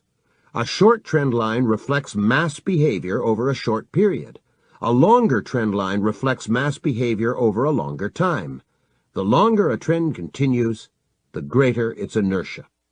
A major bull market may follow its trend line for several years. The more contacts between prices and trend line, the more valid that line. When the trend is up, a return to the trend line shows a rebellion among bears. When the trend is down, a rally to the trend line shows a rebellion by the bulls. When prices pull back to a trend line and then bounce away from it, you know that the dominant market group has beaten the rebels. A preliminary trend line is drawn across only 2 points. 3 points of contact make that line more valid. 4 or 5 points of contact show that the dominant market crowd is firmly in control. The angle between a trend line and the horizontal axis reflects the emotional intensity of the dominant market crowd. A steep trend line shows that the dominant crowd is moving rapidly. A relatively flat trend line shows that the dominant crowd is moving slowly. A shallow trend line is likely to last longer, like a turtle racing against a hare. It pays to measure the angle of every trend line and write it down on your chart. This can be done using a computer, a protractor, or a Chinese charting tool. Comparing angles of trend lines shows whether the dominant market crowd is becoming more bullish or bearish. It is uncanny how often trend lines trace the same angle time and again in a given market. It may be because the key players seldom change. Sometimes prices accelerate away from their trend line. Then you can draw a new, steeper trend line. It shows that a trend is speeding up, becoming unsustainable. When you draw a new, steeper trend line, tighten your stop, place it immediately below the latest trend line, and adjust that stop at every new bar.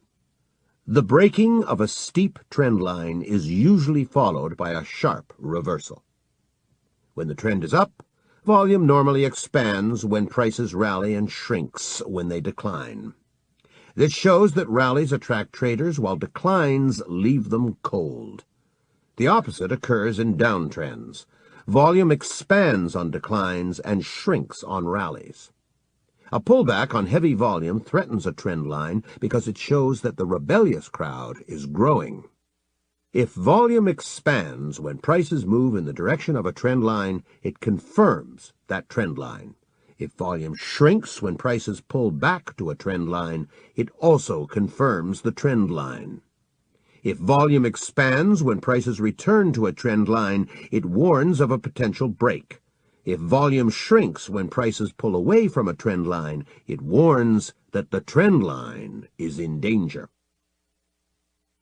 The breaking of a well-established trend line shows that the dominant market crowd has lost its power. You have to be careful not to anticipate trading signals. Most traders lose money when they jump the gun. A trend line is not a glass floor under the market. One crack and it is gone. It is more like a fence that bulls or bears can lean on.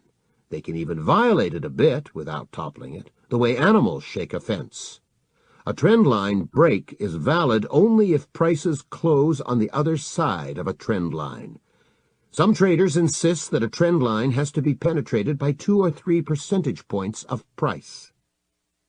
After a very steep uptrend is broken, prices often rally again, retest their old high, and touch their old uptrend line from below.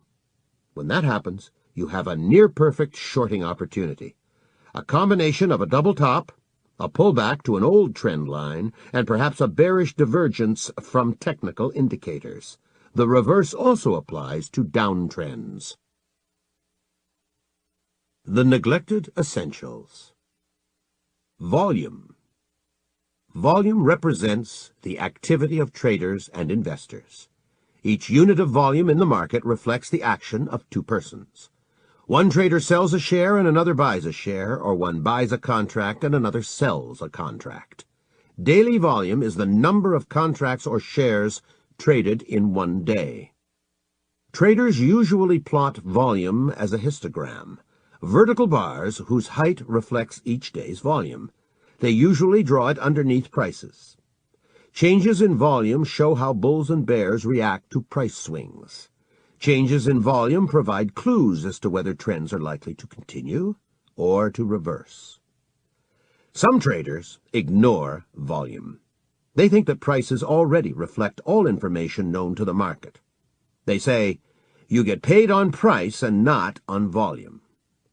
Professionals, on the other hand, know that analyzing volume can help them understand markets deeper and trade better. There are 3 ways to measure volume. 1. The actual number of shares or contracts traded. For example, the New York Stock Exchange reports volume this way. This is the most objective way of measuring volume. 2. the number of trades that took place. For example, the London Stock Exchange reports volume this way. This method is less objective because it does not distinguish between a 100-share trade and a 5,000-share trade. 3. Tick volume is the number of price changes during a selected time, such as 10 minutes or an hour. It is called tick volume because most changes equal 1 tick. Most futures exchanges in the United States do not report intraday volume, and day traders use tick volume as its proxy. Volume reflects the degree of financial and emotional involvement, as well as pain, of market participants. A trade begins with a financial commitment by two persons. The decision to buy or sell may be rational, but the act of buying or selling creates an emotional commitment in most people. Buyers and sellers crave to be right. They scream at the market, pray, or use lucky talismans. Volume reflects the degree of emotional involvement among traders. Each tick takes money away from losers and gives it to winners. When prices rise, longs make money and shorts lose. When prices fall, shorts gain and longs lose. Winners feel happy and elated, while losers feel depressed and angry. Whenever prices move, about half the traders are hurting. When prices rise, bears are in pain, and when prices fall, bulls suffer. The greater the increase in volume, the more pain in the market. You can lose a great deal of money in a sleepy market, such as corn, where a 1-cent move costs only $50. If corn goes against you just a few cents a day, the pain is easy to tolerate. If you hang on, those pennies can add up to thousands of dollars in losses. Sharp moves, on the other hand, make losers cut their losses in a panic. Once weak hands get shaken out, the market is ready to reverse. Trends can last for a long time on moderate volume, but can expire after a burst of volume. Who buys from a trader who sells his losing long position? It may be a short seller taking profits and covering shorts. It may be a bargain hunter who steps in because prices are too low. That bottom picker assumes the position of a loser who washed out, and he either catches the bottom or becomes the new loser. Who sells to a trader who buys to cover his losing short position? It may be a savvy investor who takes profits on his long position.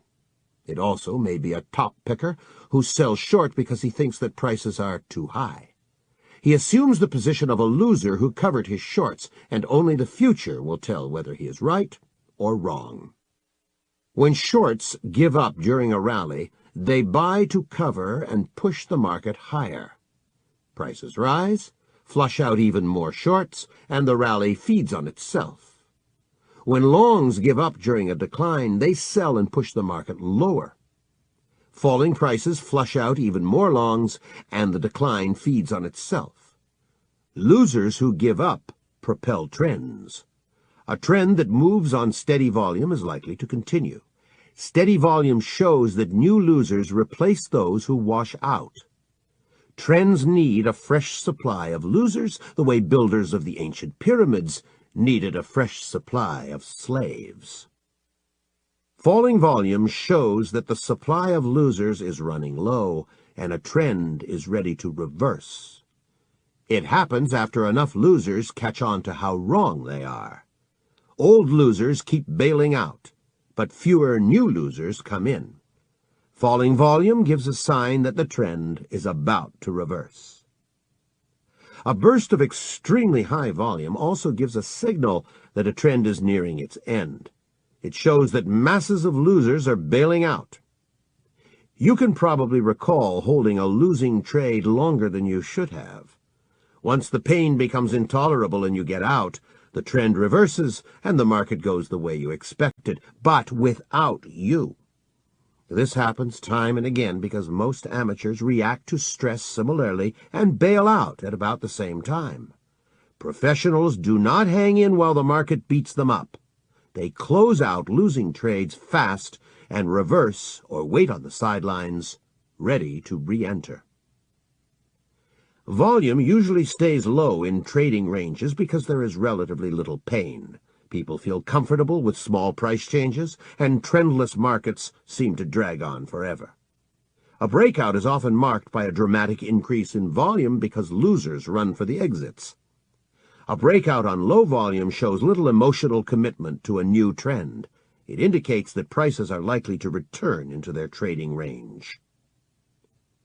Rising volume during a rally shows that more buyers and short sellers are pouring in. Buyers are eager to buy even if they have to pay up, and shorts are eager to sell to them. Rising volume shows that losers who leave are being replaced by a new crop of losers. When volume shrinks during a rally, it shows that bulls are becoming less eager, while bears are no longer running for cover. The intelligent bears have left long ago, followed by weak bears who could not take the pain. Falling volume shows that fuel is being removed from the uptrend, and it is ready to reverse.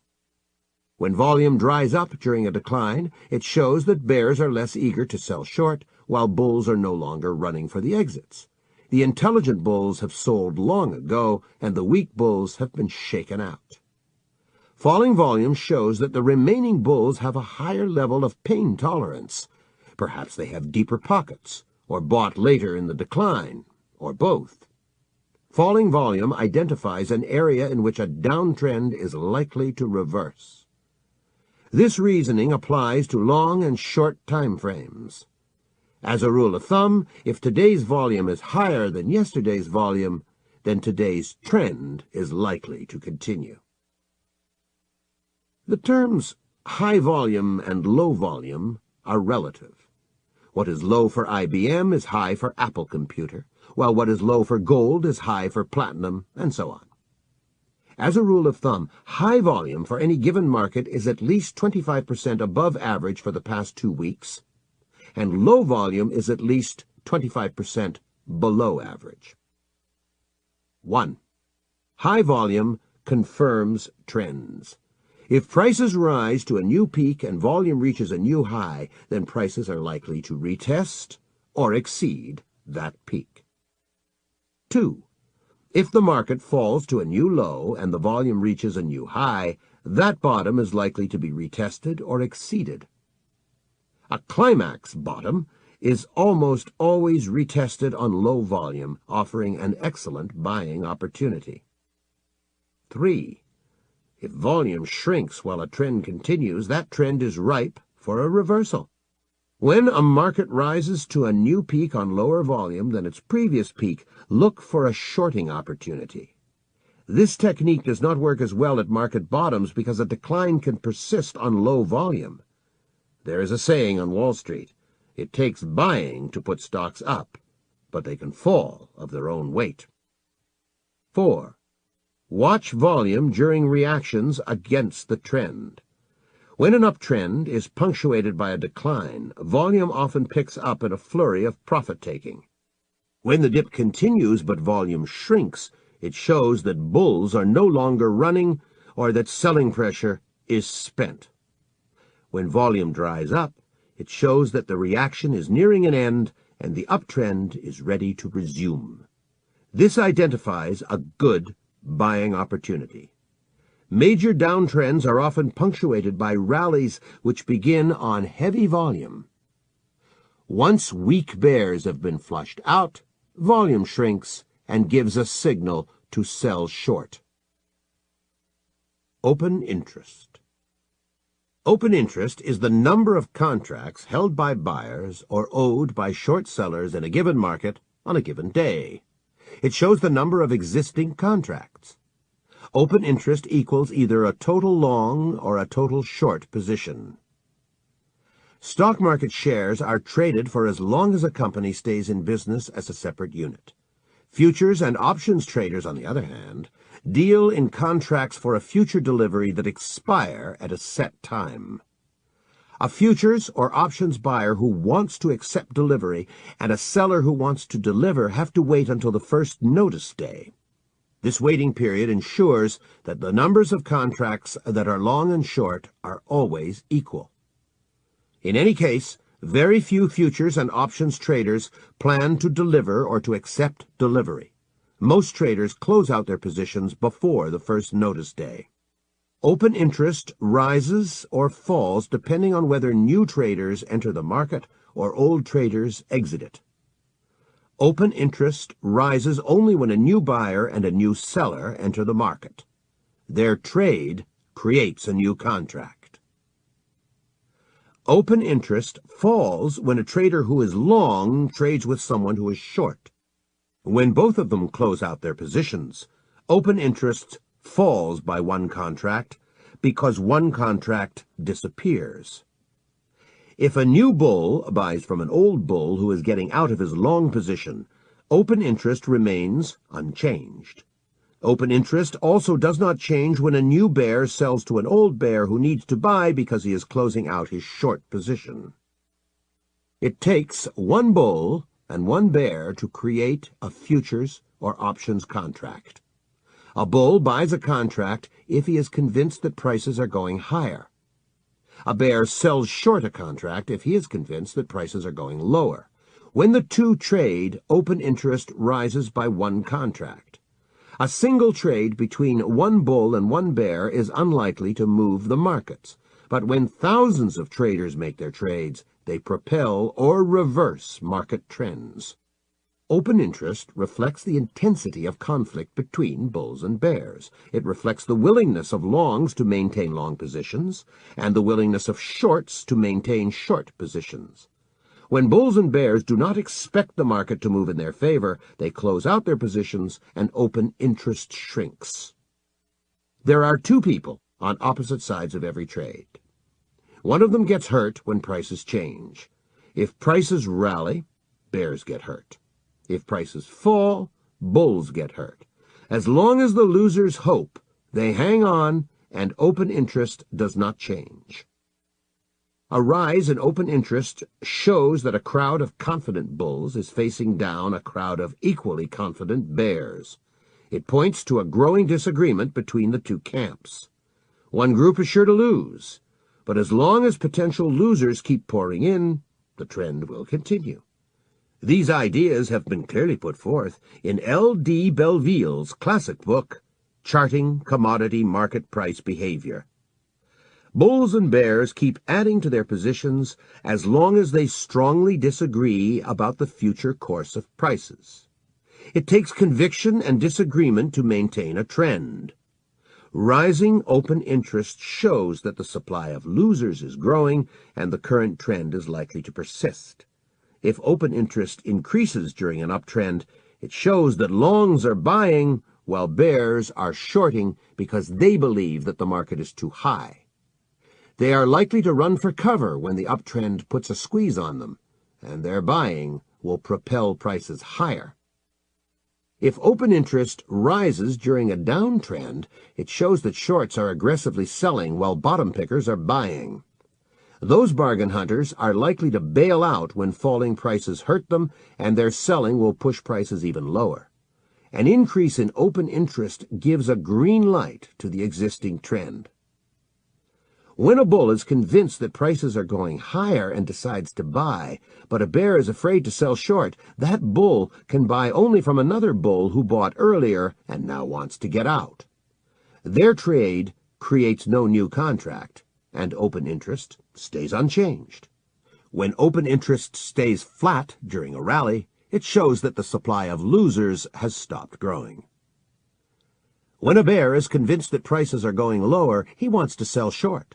If a bull is afraid to buy from him, that bear can only sell to another bear who shorted earlier and now wants to cover and leave.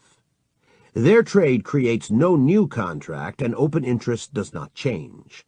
When open interest stays flat during a decline, it shows that the supply of bottom pickers is not growing.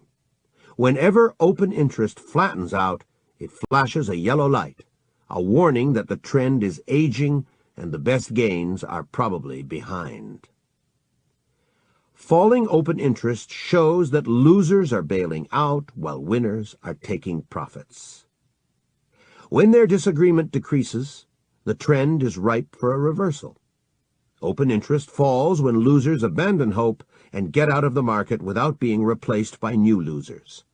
When a bull decides to get out of his long position and a bear decides to cover his short position, the two may trade with one another. When they do, a contract disappears and open interest shrinks by one contract. Falling open interest shows that winners are cashing in and losers are giving up hope. It flashes a red light. It signals the end of a trend. Time.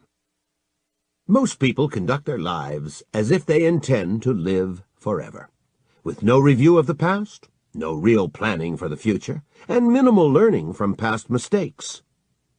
Freud showed that the unconscious mind does not have a notion of time. Our deep-seated wishes remain largely unchanged throughout life.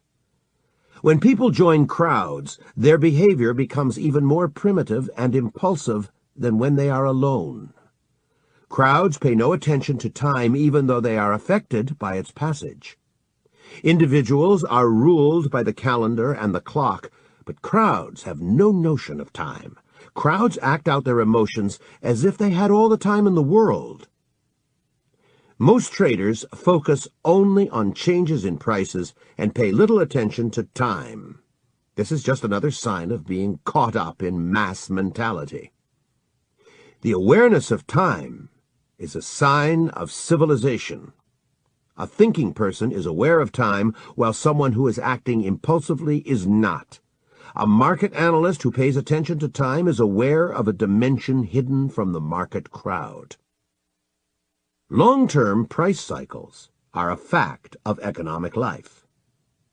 For example, the U.S. stock market tends to run in 4-year cycles. They exist because the ruling party inflates the economy going into the presidential election once every 4 years. The party that wins the election deflates the economy when voters cannot take revenge at the polls. Flooding the economy with liquidity lifts the stock market, and draining liquidity pushes it down. This is why the 2 years before a presidential election tend to be bullish, and the first 12 to 18 months following an election tend to be bearish. Major cycles in agricultural commodities are due to fundamental production factors coupled with the mass psychology of producers. For example, when livestock prices rise, farmers breed more animals. When those animals reach the market, prices fall and producers cut back. When the supply is absorbed, scarcity pushes prices up, breeders go to work again, and the bull-bear cycle repeats. This cycle is shorter in hogs than in cattle because pigs breed faster than cows. Long-term cycles can help traders identify market tides. Instead, most traders get themselves in trouble by trying to use short-term cycles for precision timing and predicting minor turning points. Price peaks and valleys on the charts often seem to follow in an orderly manner. Traders reach for a pencil and a ruler, measure distances between neighboring peaks, and project them into the future to forecast the next top. Then they measure distances between recent bottoms and extend them into the future to forecast the next low. Cycles put bread and butter on the tables of several experts who sell services forecasting highs and lows. Few of them realize that what appears like a cycle on the charts is often a figment of the imagination. If you analyze price data using a mathematically rigorous program, you will see that approximately 80% of what appears like cycles is simply market noise. A human mind needs to find order in chaos, and an illusion of order is better than no order for most people. If you look at any river from the air, it appears to have cycles, swinging right and left.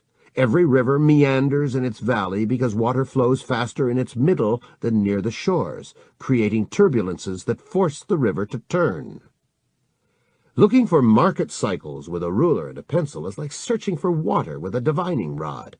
Profits from an occasional success are erased by many losses due to unsound methods.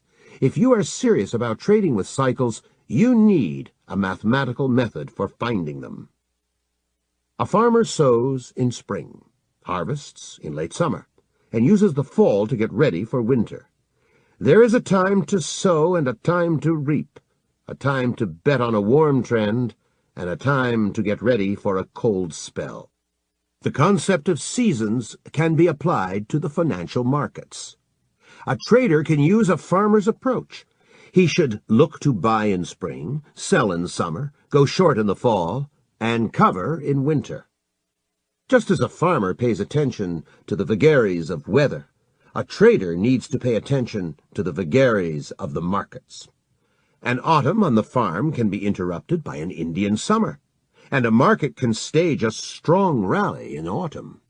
A sudden freeze can hit the fields in spring, and the market can drop early in a bull move. A trader needs to use his judgment and apply several indicators and techniques to avoid getting whipsawed. The concept of indicator seasons focuses a trader's attention on the passage of time in the market. It helps you plan for the season ahead instead of jumping in response to other people's actions. Psychological indicators. Many private traders keep their market opinions to themselves, but financial journalists and market letter writers spew them forth like open fire hydrants.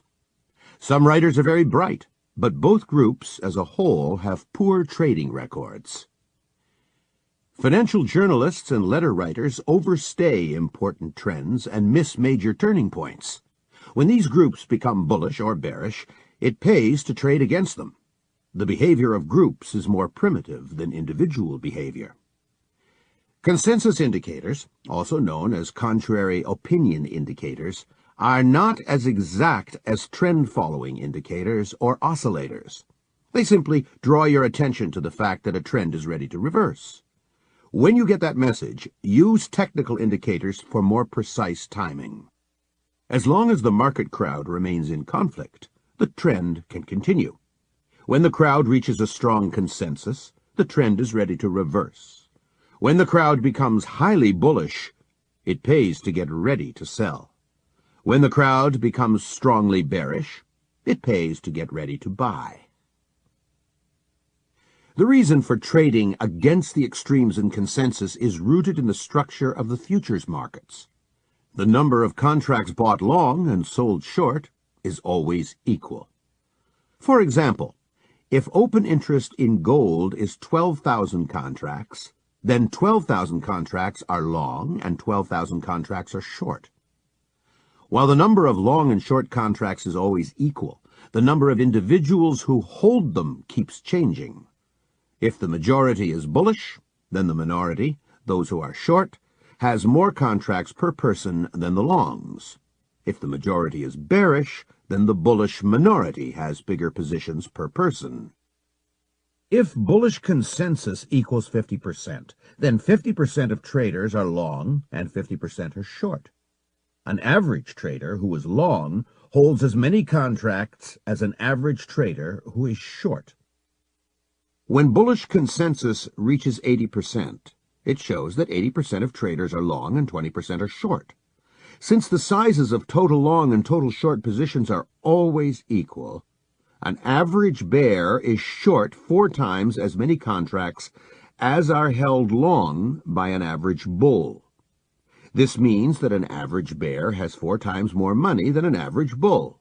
The big money is on the short side of the market. When bullish consensus falls to 20%, it means that 20% of traders are long and 80% are short. Since the numbers of long and short contracts are always equal, an average bull holds 4 times more contracts than are held by an average bear. It shows that big money is on the long side of the market. Big money did not grow big by being stupid.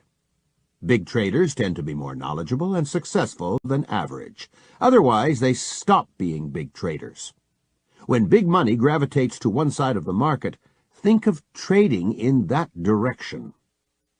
To interpret bullish consensus in any market, obtain at least 12 months of historical data on consensus and note the levels at which the market has turned in the past. Update these levels once every 3 months. The next time the market consensus becomes highly bullish, look for an opportunity to sell short using technical indicators. When the consensus becomes very bearish, look for a buying opportunity.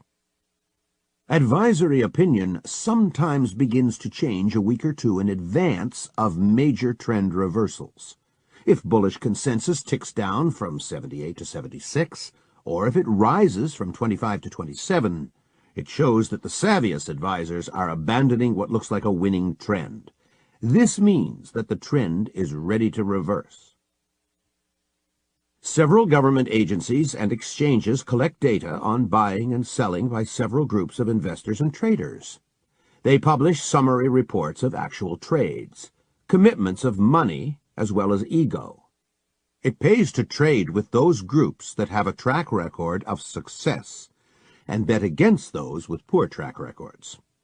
For example, the Commodity Futures Trading Commission, CFTC, reports long and short positions of hedgers and big speculators. Hedgers, the commercial producers and consumers of commodities, are the most successful participants in the futures markets. The Securities and Exchange Commission, SEC, reports purchases and sales by corporate insiders. Officers of publicly traded companies know when to buy or sell their company shares. The New York Stock Exchange reports the number of shares bought, sold, and shorted by its members and by odd-lot traders. Members are more successful than small-time speculators. Traders must report their positions to the CFTC after they reach certain levels, called reporting levels. At the time of this writing, if you are long or short 100 contracts of corn or 300 contracts of the S&P 500 futures, the CFTC classifies you as a big speculator. Brokers send reports on positions that reach reporting levels to the CFTC. It compiles them and releases summaries once every 2 weeks. The CFTC also sets up the maximum number of contracts, called position limits, that a speculator is allowed to hold in any given market. At this time, a speculator may not be net long or short more than 2,400 contracts of corn or 500 contracts of the S&P 500 futures. These limits are set to prevent very large speculators from accumulating positions that are big enough to bully the markets. The CFTC divides all market participants into 3 groups: commercials, small speculators, and large speculators. Commercials, also known as hedgers, are firms or individuals who deal in actual commodities in the normal course of business.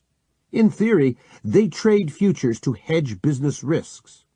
For example, a bank trades interest rate futures to hedge its loan portfolio, or a food processing company trades wheat futures to offset the risks of buying grain.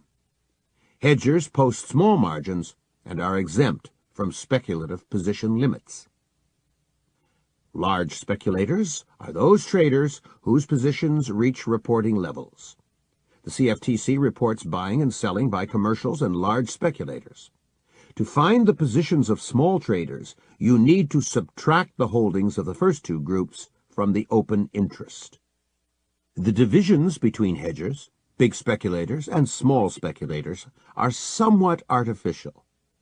Smart small traders grow into big traders, dumb big traders become small traders, and many hedgers speculate. Some market participants play games that distort the CFTC reports. For example, an acquaintance who owns a brokerage firm sometimes registers his wealthy speculator clients as hedgers, claiming they trade stock index and bond futures to hedge their stock and bond positions. The commercials can legally speculate in the futures markets using inside information. Some of them are big enough to play futures markets against cash markets. For example, an oil firm may buy crude oil futures, divert several tankers, and hold them offshore in order to tighten supplies and push futures prices up. They can take profits on long positions, go short, and deliver several tankers at once to refiners in order to push crude futures down and cover shorts. This manipulation is illegal and most firms hotly deny that it takes place. As a group, the commercials have the best track record in the futures markets. They have inside information and are well capitalized. It pays to follow them because they are successful in the long run. The few exceptions, such as orange juice hedgers, only confirm this rule. Big speculators used to be highly successful as a group until a decade or so ago. They used to be wealthy individuals who took careful risks with their own money. Today's big traders are commodity funds. These trend-following behemoths do poorly as a group. The masses of small traders are the proverbial wrong-way Corrigans of the markets. It is not enough to know whether a certain group is short or long. Commercials are often short futures because many of them own physical commodities. Small traders are usually long, reflecting their perennial optimism. To draw valid conclusions from the CFTC reports, you need to compare current positions to their historical norms. Trading systems. The Triple Screen Trading System. The Triple Screen Trading System was developed by this author and has been used for trading since 1985. It was first presented to the public in April 1986 in an article in Futures magazine. Triple Screen applies 3 tests or screens to every trade. Many trades that seem attractive at first are rejected by one or another screen. Those trades that pass the triple screen test have a higher degree of profitability. Triple Screen combines trend-following methods and counter-trend techniques. It analyzes all potential trades in several time frames. Triple Screen is more than a trading system. It is a method, a style of trading. Beginners often look for a magic bullet, a single indicator for making money. If they get lucky for a while, they feel as if they discovered the royal road to profits. When the magic dies, amateurs give back their profits with interest and go looking for another magic tool. The markets are too complex to be analyzed with a single indicator. Different indicators give contradictory signals in the same market. Trend-following indicators rise during uptrends and give buy signals, while oscillators become overbought and give sell signals. Trend-following indicators turn down in downtrends and give signals to sell short, but oscillators become oversold and give buy signals. Trend-following indicators are profitable when markets are moving, but lead to whipsaws in trading ranges. Oscillators are profitable in trading ranges, but give premature and dangerous signals when the markets begin to trend. Traders say, "The trend is your friend," and "let your profits run." They also say, "Buy low, sell high." But why sell if the trend is up? And how high is high? Some traders try to average out the votes of trend-following indicators and oscillators. It is easy to rig this vote. If you use more trend-following tools, the vote will go one way, and if you use more oscillators, it will go the other way. A trader can always find a group of indicators telling him what he wants to hear. The triple screen trading system combines trend-following indicators with oscillators. It is designed to filter out their disadvantages while preserving their strengths. Another major dilemma is that the trend can be up and down at the same time, depending on what chart you use. A daily chart may show an uptrend, while a weekly chart shows a downtrend, and vice versa. A trader needs to handle conflicting signals in different time frames. Charles Dow, the author of the venerable Dow theory, stated at the turn of the century that the stock market had 3 trends. The long-term trend lasted several years, the intermediate trend several months, and anything shorter than that was a minor trend. Robert Rhea, the great market technician of the 1930s, compared the 3 market trends to a tide a wave, and a ripple. He believed that traders should trade in the direction of the market tide and take advantage of the waves, but ignore the ripples. Times have changed, and the markets have become more volatile. Traders need a more flexible definition of time frames. The triple screen trading system is based on the observation that every time frame relates to the larger and shorter ones by approximately a factor of 5. Each trader needs to decide which time frame he wants to trade. Triple screen calls that the intermediate time frame. The long-term time frame is one order of magnitude longer. The short-term time frame is one order of magnitude shorter. For example, if you want to carry a trade for several days or weeks, then your intermediate time frame will be defined by the daily charts. Weekly charts are one order of magnitude longer, and they determine the long-term time frame. Hourly charts are one order of magnitude shorter, and they determine the short-term time frame. Day traders who hold their positions for less than an hour can use the same principle. For them, a 10-minute chart may define the intermediate time frame, an hourly chart the long-term time frame, and a 2-minute chart the short-term time frame. Triple screen demands that you examine the long-term chart first. It allows you to trade only in the direction of the tide, the trend on the long-term chart. It uses the waves that go against the tide for entering positions. For example, daily declines create buying opportunities when the weekly trend is up. Daily rallies provide shorting opportunities when the weekly trend is down. First screen, market tide. Triple screen begins by analyzing the long-term chart, one order of magnitude greater than the one you plan to trade. Most traders pay attention only to the daily charts, with everybody watching the same few months of data. If you begin by analyzing weekly charts, your perspective will be 5 times greater than that of your competitors. A trader has 3 choices: buy, sell, or stand aside. The first screen of the triple screen trading system takes away one of those choices. It acts as a censor who permits you only to buy or stand aside during major uptrends. It allows you only to sell short or stand aside during major downtrends. You have to swim with the tide or stay out of the water. Second screen, market wave. The second screen identifies the wave that goes against the tide. When the weekly trend is up, daily declines point to buying opportunities. When the weekly trend is down, daily rallies point to shorting opportunities. The second screen applies oscillators to the daily charts in order to identify deviations from the weekly trend.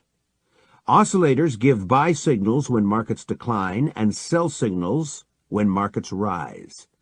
The second screen of the triple screen trading system allows you to take only those daily signals that point in the direction of the weekly trend. Third screen, intraday breakout. The first screen of the triple screen trading system identifies market tide on a weekly chart. The second screen identifies a wave that goes against that tide on a daily chart. The third screen identifies the ripples in the direction of the tide. It uses intraday price action to pinpoint entry points. The third screen does not require a chart or an indicator. It is a technique for entering the market after the first and second screens gave a signal to buy or sell short. The third screen is called a trailing buy-stop technique in uptrends and a trailing sell-stop technique in downtrends. When the weekly trend is up and the daily trend is down, trailing buy-stops catch upside breakouts. When the weekly trend is down and the daily trend is up, trailing sell-stops catch downside breakouts. When the weekly trend is up and a daily oscillator declines, it activates a trailing buy-stop technique. Place a buy order 1 tick above the high of the previous day. If prices rally, you will be stopped in long automatically when the rally takes out the previous day's high. If prices continue to decline, your buy stop will not be touched. Lower your buy order the next day to the level 1 tick above the latest price bar. Keep lowering your buy stop each day until stopped in, or until the weekly indicator reverses and cancels its buy signal. When the weekly trend is down, wait for a rally in a daily oscillator to activate a trailing sell-stop technique. Place an order to sell short 1 tick below the latest bar's low. As soon as the market turns down, you will be stopped in on the short side. If the rally continues, keep raising your sell order daily. The aim of a trailing sell-stop technique is to catch an intraday downside breakout from a daily uptrend in the direction of a weekly downtrend. Proper money management is essential for successful trading. A disciplined trader cuts his losses short and outperforms a loser who keeps hanging on and hoping. The triple screen trading system calls for placing very tight stops.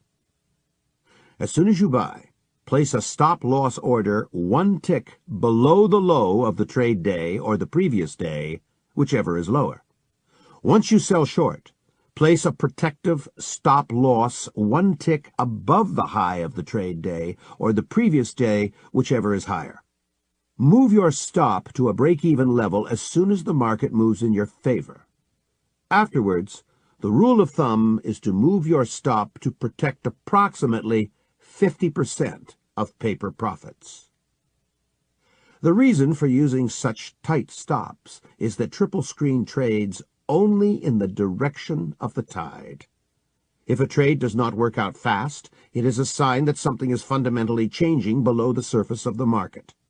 Then it is better to run fast. The first loss is the best loss. It allows you to re-examine the market from the safety of the sidelines. Conservative traders should go long or short on the first signal of the triple screen trading system and stay with that position until the major trend reverses or until stopped out. Active traders can use each new signal from the daily oscillator for pyramiding the original position. A position trader should try and stay with a trade until the weekly trend reverses. A short-term trader may take profits using signals from the second screen. For example, if a trader is long and force index becomes positive or stochastic rises to 70%, he may sell and take profits, then look for another buying opportunity. The triple screen trading system combines different time frames and several types of indicators. It uses a trend-following indicator with the long-term charts and a short-term oscillator with the intermediate charts. It uses special entry techniques for buying or selling short. It also uses tight money management rules. Channel trading systems. Prices often flow in channels, the way rivers flow in valleys. When a river touches the right edge of its valley, it turns left.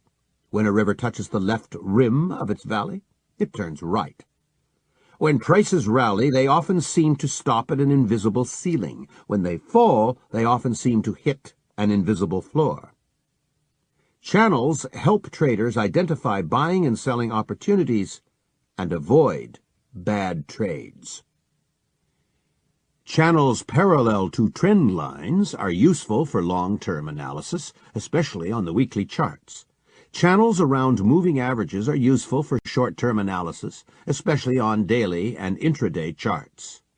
Channels whose width depends on volatility are good for catching early stages of major new trends.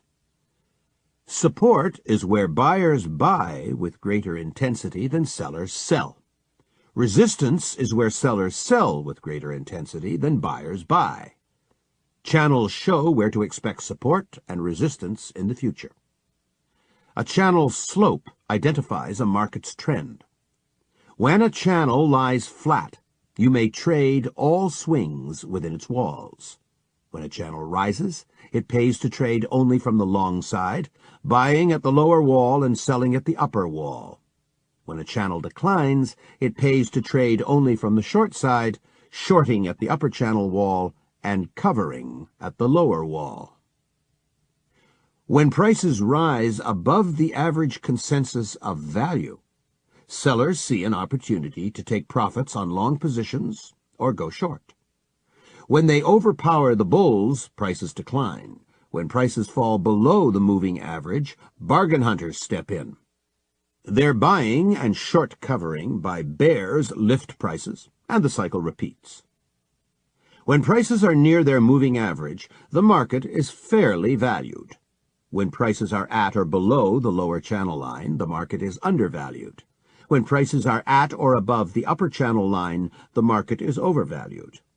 Channels help traders find buying opportunities when the market is cheap and shorting opportunities when the market is dear. The market is like a manic depressive person. When he reaches the height of mania, he is ready to calm down, and when he reaches the bottom of his depression, his mood is ready to improve. A channel marks the limits of mass optimism and pessimism. Its upper line shows where bulls run out of steam, and its lower line shows where bears become exhausted. Every animal fights harder closer to home. The upper channel line shows where bears have their backs against the wall and fight off the bulls. The lower channel line shows where bulls have their backs against the wall and fight off the bears. When a rally fails to reach the upper channel line, it is a bearish sign. It shows that bulls are becoming weaker. If a rally shoots out of a channel and prices close above it, it shows that the uptrend is strong. The reverse rules apply in downtrends. Channels help traders who use them remain objective when others get swept up in bullish or bearish hysteria. If prices touch the upper channel line, you see that mass bullishness is being overdone, and it is time to think about selling. When everyone turns bearish, but prices touch the lower channel line, you know that it is time to think about buying instead of selling. Amateurs and market professionals handle channels differently. Amateurs bet on long shots.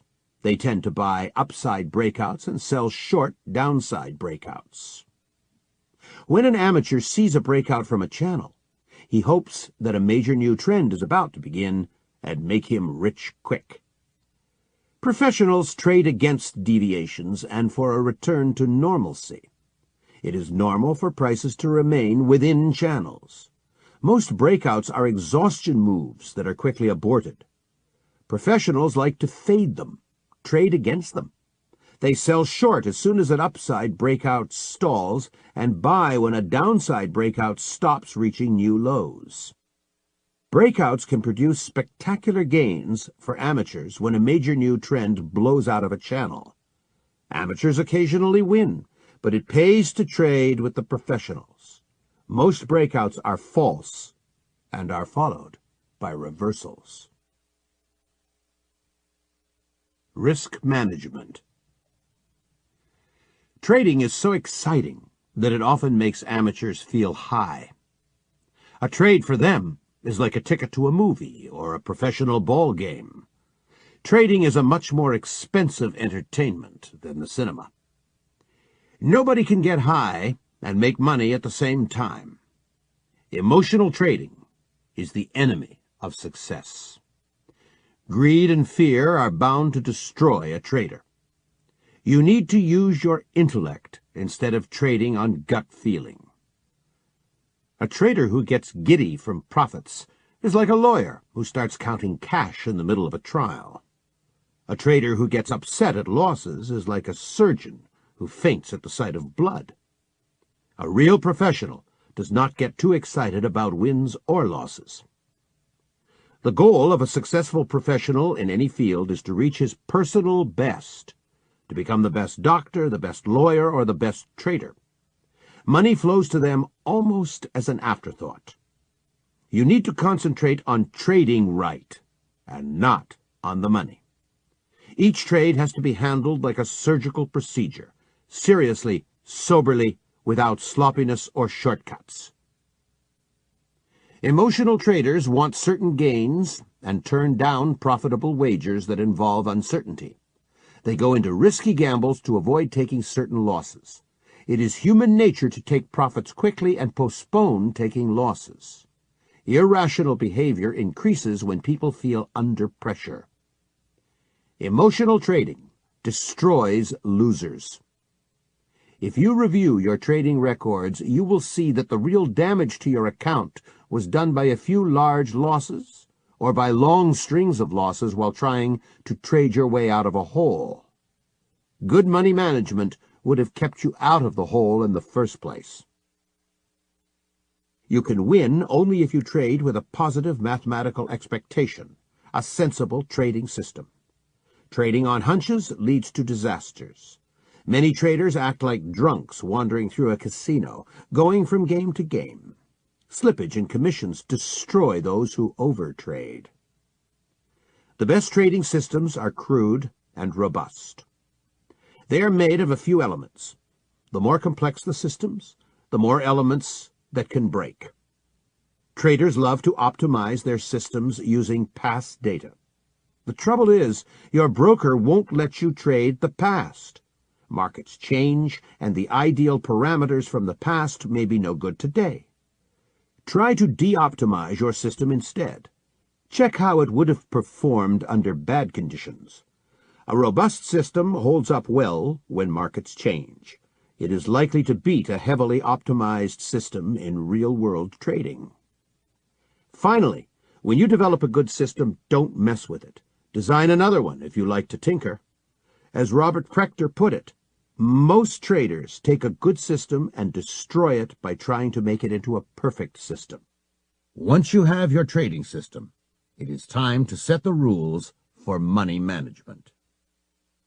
Suppose you and I bet a penny on a coin flip. Tails you win, heads you lose.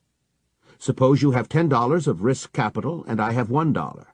Even though I have less money, I have little to fear. It would take a string of 100 losses to wipe me out.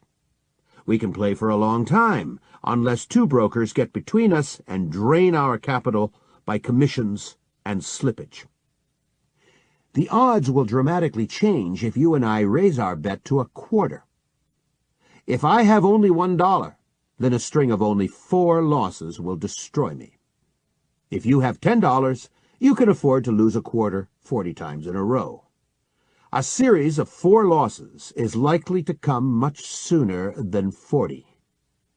All other factors being equal, the poorer of two traders is the first to go broke. Most amateurs think that other factors are far from equal. They consider themselves brighter than the rest of us. The trading industry works hard to reinforce that delusion, telling traders that winners get the money lost by losers.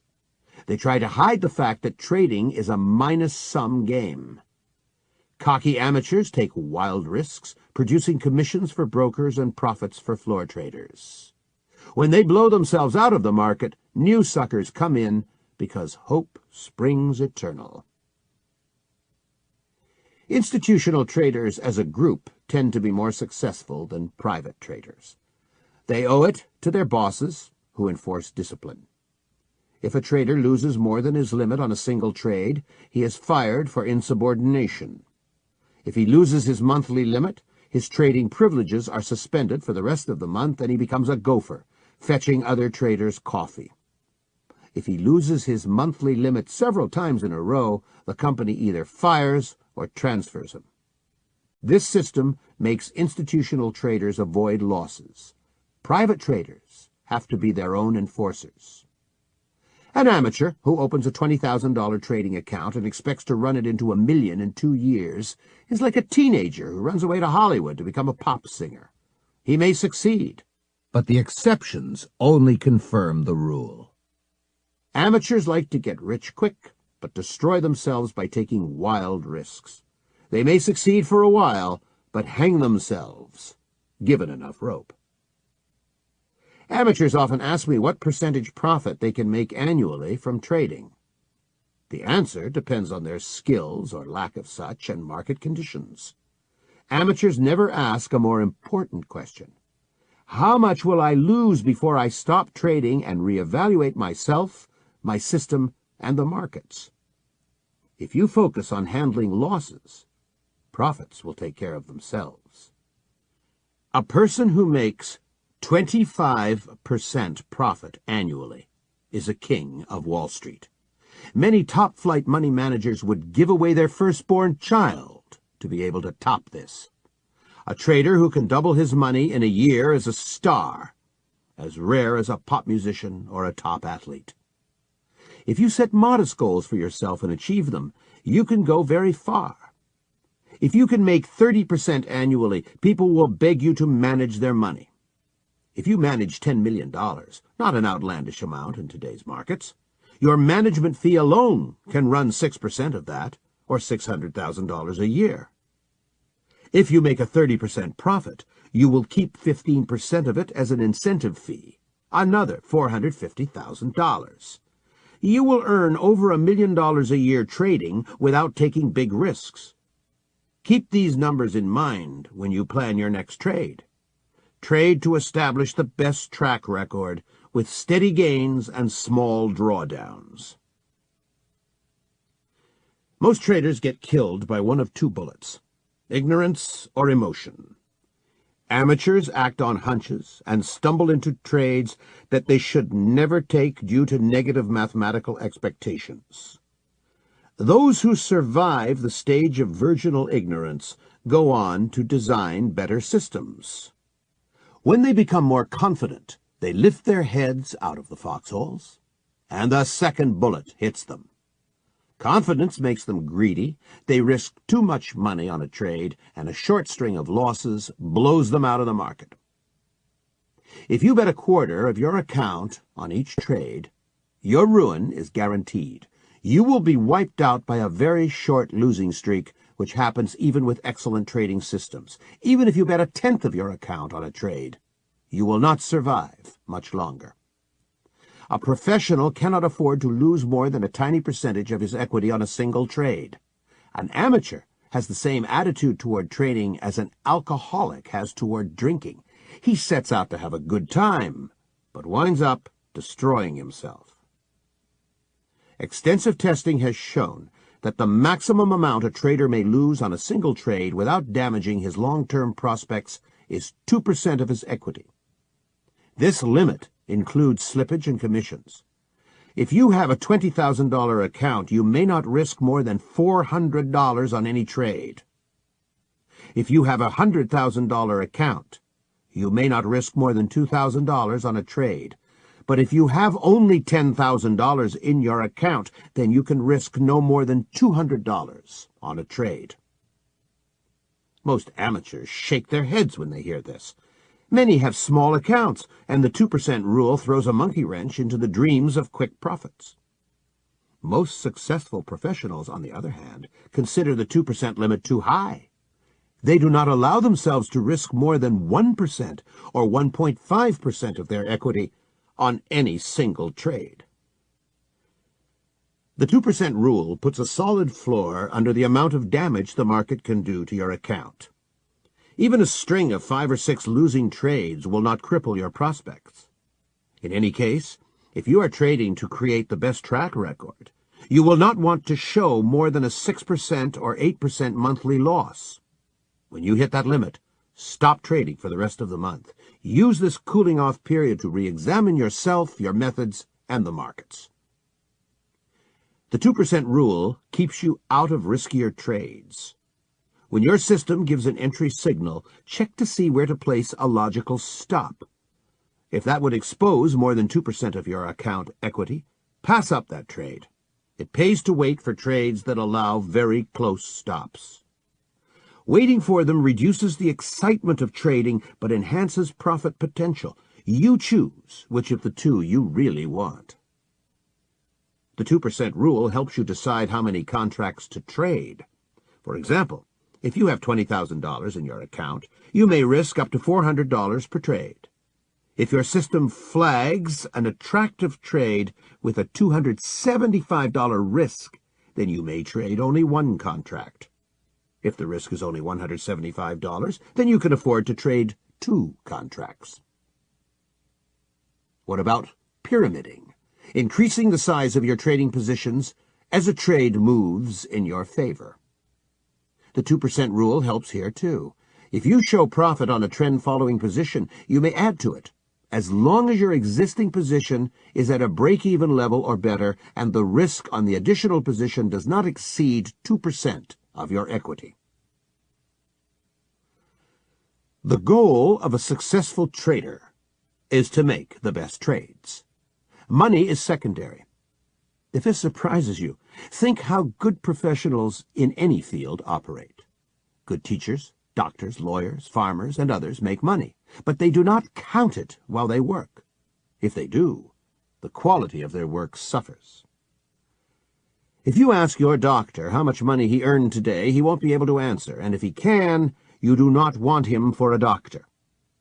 Ask your lawyer how much money he made today. He may have a general idea that he put in some billable hours, but not exactly how many dollars he made. If he counts money while he works, you do not want him for a lawyer. A real pro devotes all his energy to practicing his craft the best he can, not to counting money. Counting money in a trade flashes a red light, a warning that you are about to lose because your emotions are kicking in and they will override your intellect. That is why it is a good idea to get out of a trade if you cannot get money off your mind. Concentrate on quality, on finding trades that make sense, and having a money management plan that puts you in control. Focus on finding good entry points and avoid gambles. Then the money will follow almost as an afterthought. You may count it later, well after a trade is over. A good trader must focus on finding and completing good trades. A professional always studies the markets, looks for opportunities, hones his money management skills, and so on. If you ask him how much money he made on the current trade, he will have only a general idea of being a little or a lot ahead of the game, or a little behind. He can never be a lot behind because of tight stops. Like other professionals, he focuses on practicing his craft and polishing his skills. He does not count money in a trade. He knows that he will make money as long as he does what is right in the markets. If you use indicators for finding trades, use them also to get you out of trades. If your indicators are in gear with the market when it is time to buy or go short, use them to decide when it is time to sell or to cover. A trader often becomes emotionally attached to a trade. Profits give people a high, but even a loss can tingle the nerves, like a scary but exciting ride on a roller coaster.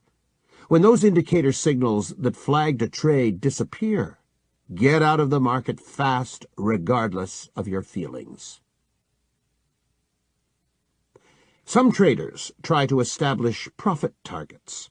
They want to sell strength when prices hit resistance or buy weakness when prices reach support. Elliott wave theory is the main method for trying to forecast reversal points.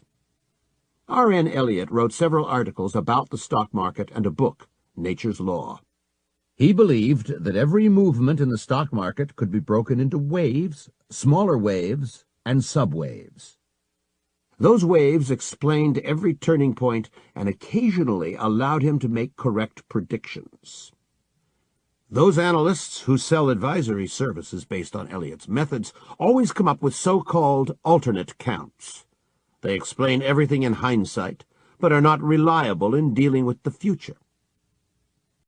Fibonacci numbers and their ratios, especially 1.618, 2.618, and 4.236, express many relationships in nature. As Trudy Garland writes in her lucid book, Fascinating Fibonacci's, these numbers express the ratios between the diameters of neighboring spirals in a seashell and in a galaxy, the number of seeds in the adjacent rows of a sunflower, and so on. Elliott was the first to point out that these relationships also apply to the financial markets. Tony Plummer describes in his book, Forecasting Financial Markets, how he uses Fibonacci ratios to decide how far a breakout from a trading range is likely to carry. He measures the height of a trading range, trades in the direction of a breakout, and then looks for reversal targets by multiplying the height of the range by Fibonacci numbers. Experienced traders combine profit targets with other technical studies. They look for indicator signals at the projected turning points. If indicators diverge from a trend that is approaching a target, it reinforces the signal to get out. Trading on targets alone can be a tremendous ego boost, but the markets are too complex to be handled with a few simple numbers. Setting stops. Serious traders place stops the moment they enter a trade. As time passes, stops need to be adjusted to reduce the amount of money at risk and to protect a bigger chunk of profit. Stops should be moved only one way, in the direction of the trade. We all like to hope that a trade will succeed, and a stop is a piece of reality that prevents traders from hanging on to empty hope. When you are long, you may keep your stops in place or raise them, but never lower them. When you are short, you may keep your stops in place or lower them, but never raise them. Cutting extra slack to a losing trade is a loser's game. If a trade is not working out, it shows that your analysis was flawed or the market has changed. Then it is time to run fast. Serious traders use stops the way sailors use ratchets, to take out the slack in their sails. Losers who move stops away from the market vote in favor of fantasy and against reality. Learning to place stops is like learning to drive defensively. Most of us learn the same techniques and we adjust them to fit our personal styles. The following are the basic rules for placing stops. 1. Stop-loss order. Place your stop the moment you enter a trade. Trading without a stop is like walking down Fifth Avenue in Manhattan without pants on.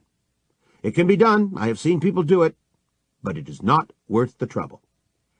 A stop will not protect you from a bad trading system. The best it can do is slow down the damage. A stop-loss order limits your risk, even though it does not always work. Sometimes prices gap through a stop. A stop is not a perfect tool, but it is the best defensive tool we have. When you go long, place your stop below the latest minor support level. When you go short, place a stop above the latest minor resistance. The parabolic system moves the stop in the direction of the trade depending on the passage of time and changes in prices. If you use the triple screen trading system, place your stop after entering a trade at the extreme of the past 2 days' range. Avoid all trades where a logical stop would expose more than 2% of your equity. This limit includes slippage and commissions. 2. Break-even order. The first few days in a trade are the hardest. You have done your homework, found a trade, and placed an order. It has been filled, and you placed a stop-loss order. There is not much else you can do. You are like a pilot strapped into his seat for takeoff. The engines are blasting at full power, but the speed is low, and there is no room to maneuver. Just sit back and trust your system. As soon as prices start to move in your favor, move your stop to a break-even level. When the takeoff is completed, your flight is at a safer stage. Now you get to choose between keeping your money or gaining more, instead of choosing between a loss and a gain. As a rule, prices have to move away from your entry point by more than the average daily range before you move your stop to a break-even level. It takes judgment and experience to know when to do it. When you move a stop to a break-even level, you increase the risk of a whipsaw. Amateurs often kick themselves for leaving money on the table. Many amateurs allow themselves only one entry into a trade. There is nothing wrong with re-entering a trade after getting stopped out. Professionals keep trying to get in until they get a good entry, using tight money management. 3. Protect. Profit order. As prices continue to move in your favor, you have to protect your paper profits. Paper profit is real money. Treat it with the same respect as money in your wallet. Risk only a portion of it as the price of staying in the trade. If you are a conservative trader, apply the 2% rule to your paper profits. This protect profit order is a money stop, protecting your equity. Keep moving it in the direction of the trade so that no more than 2% of your growing equity is ever exposed. More aggressive traders use the 50% rule. If you follow it, half the paper profit is yours and half belongs to the market. You can mark the highest high reached in a long trade or the lowest low reached in a short trade and place your stop halfway between that point and your entry point. For example, if prices move 10 points in your favor, place a stop to protect 5 points of profit. If in doubt, use the parabolic system to help you adjust your stops.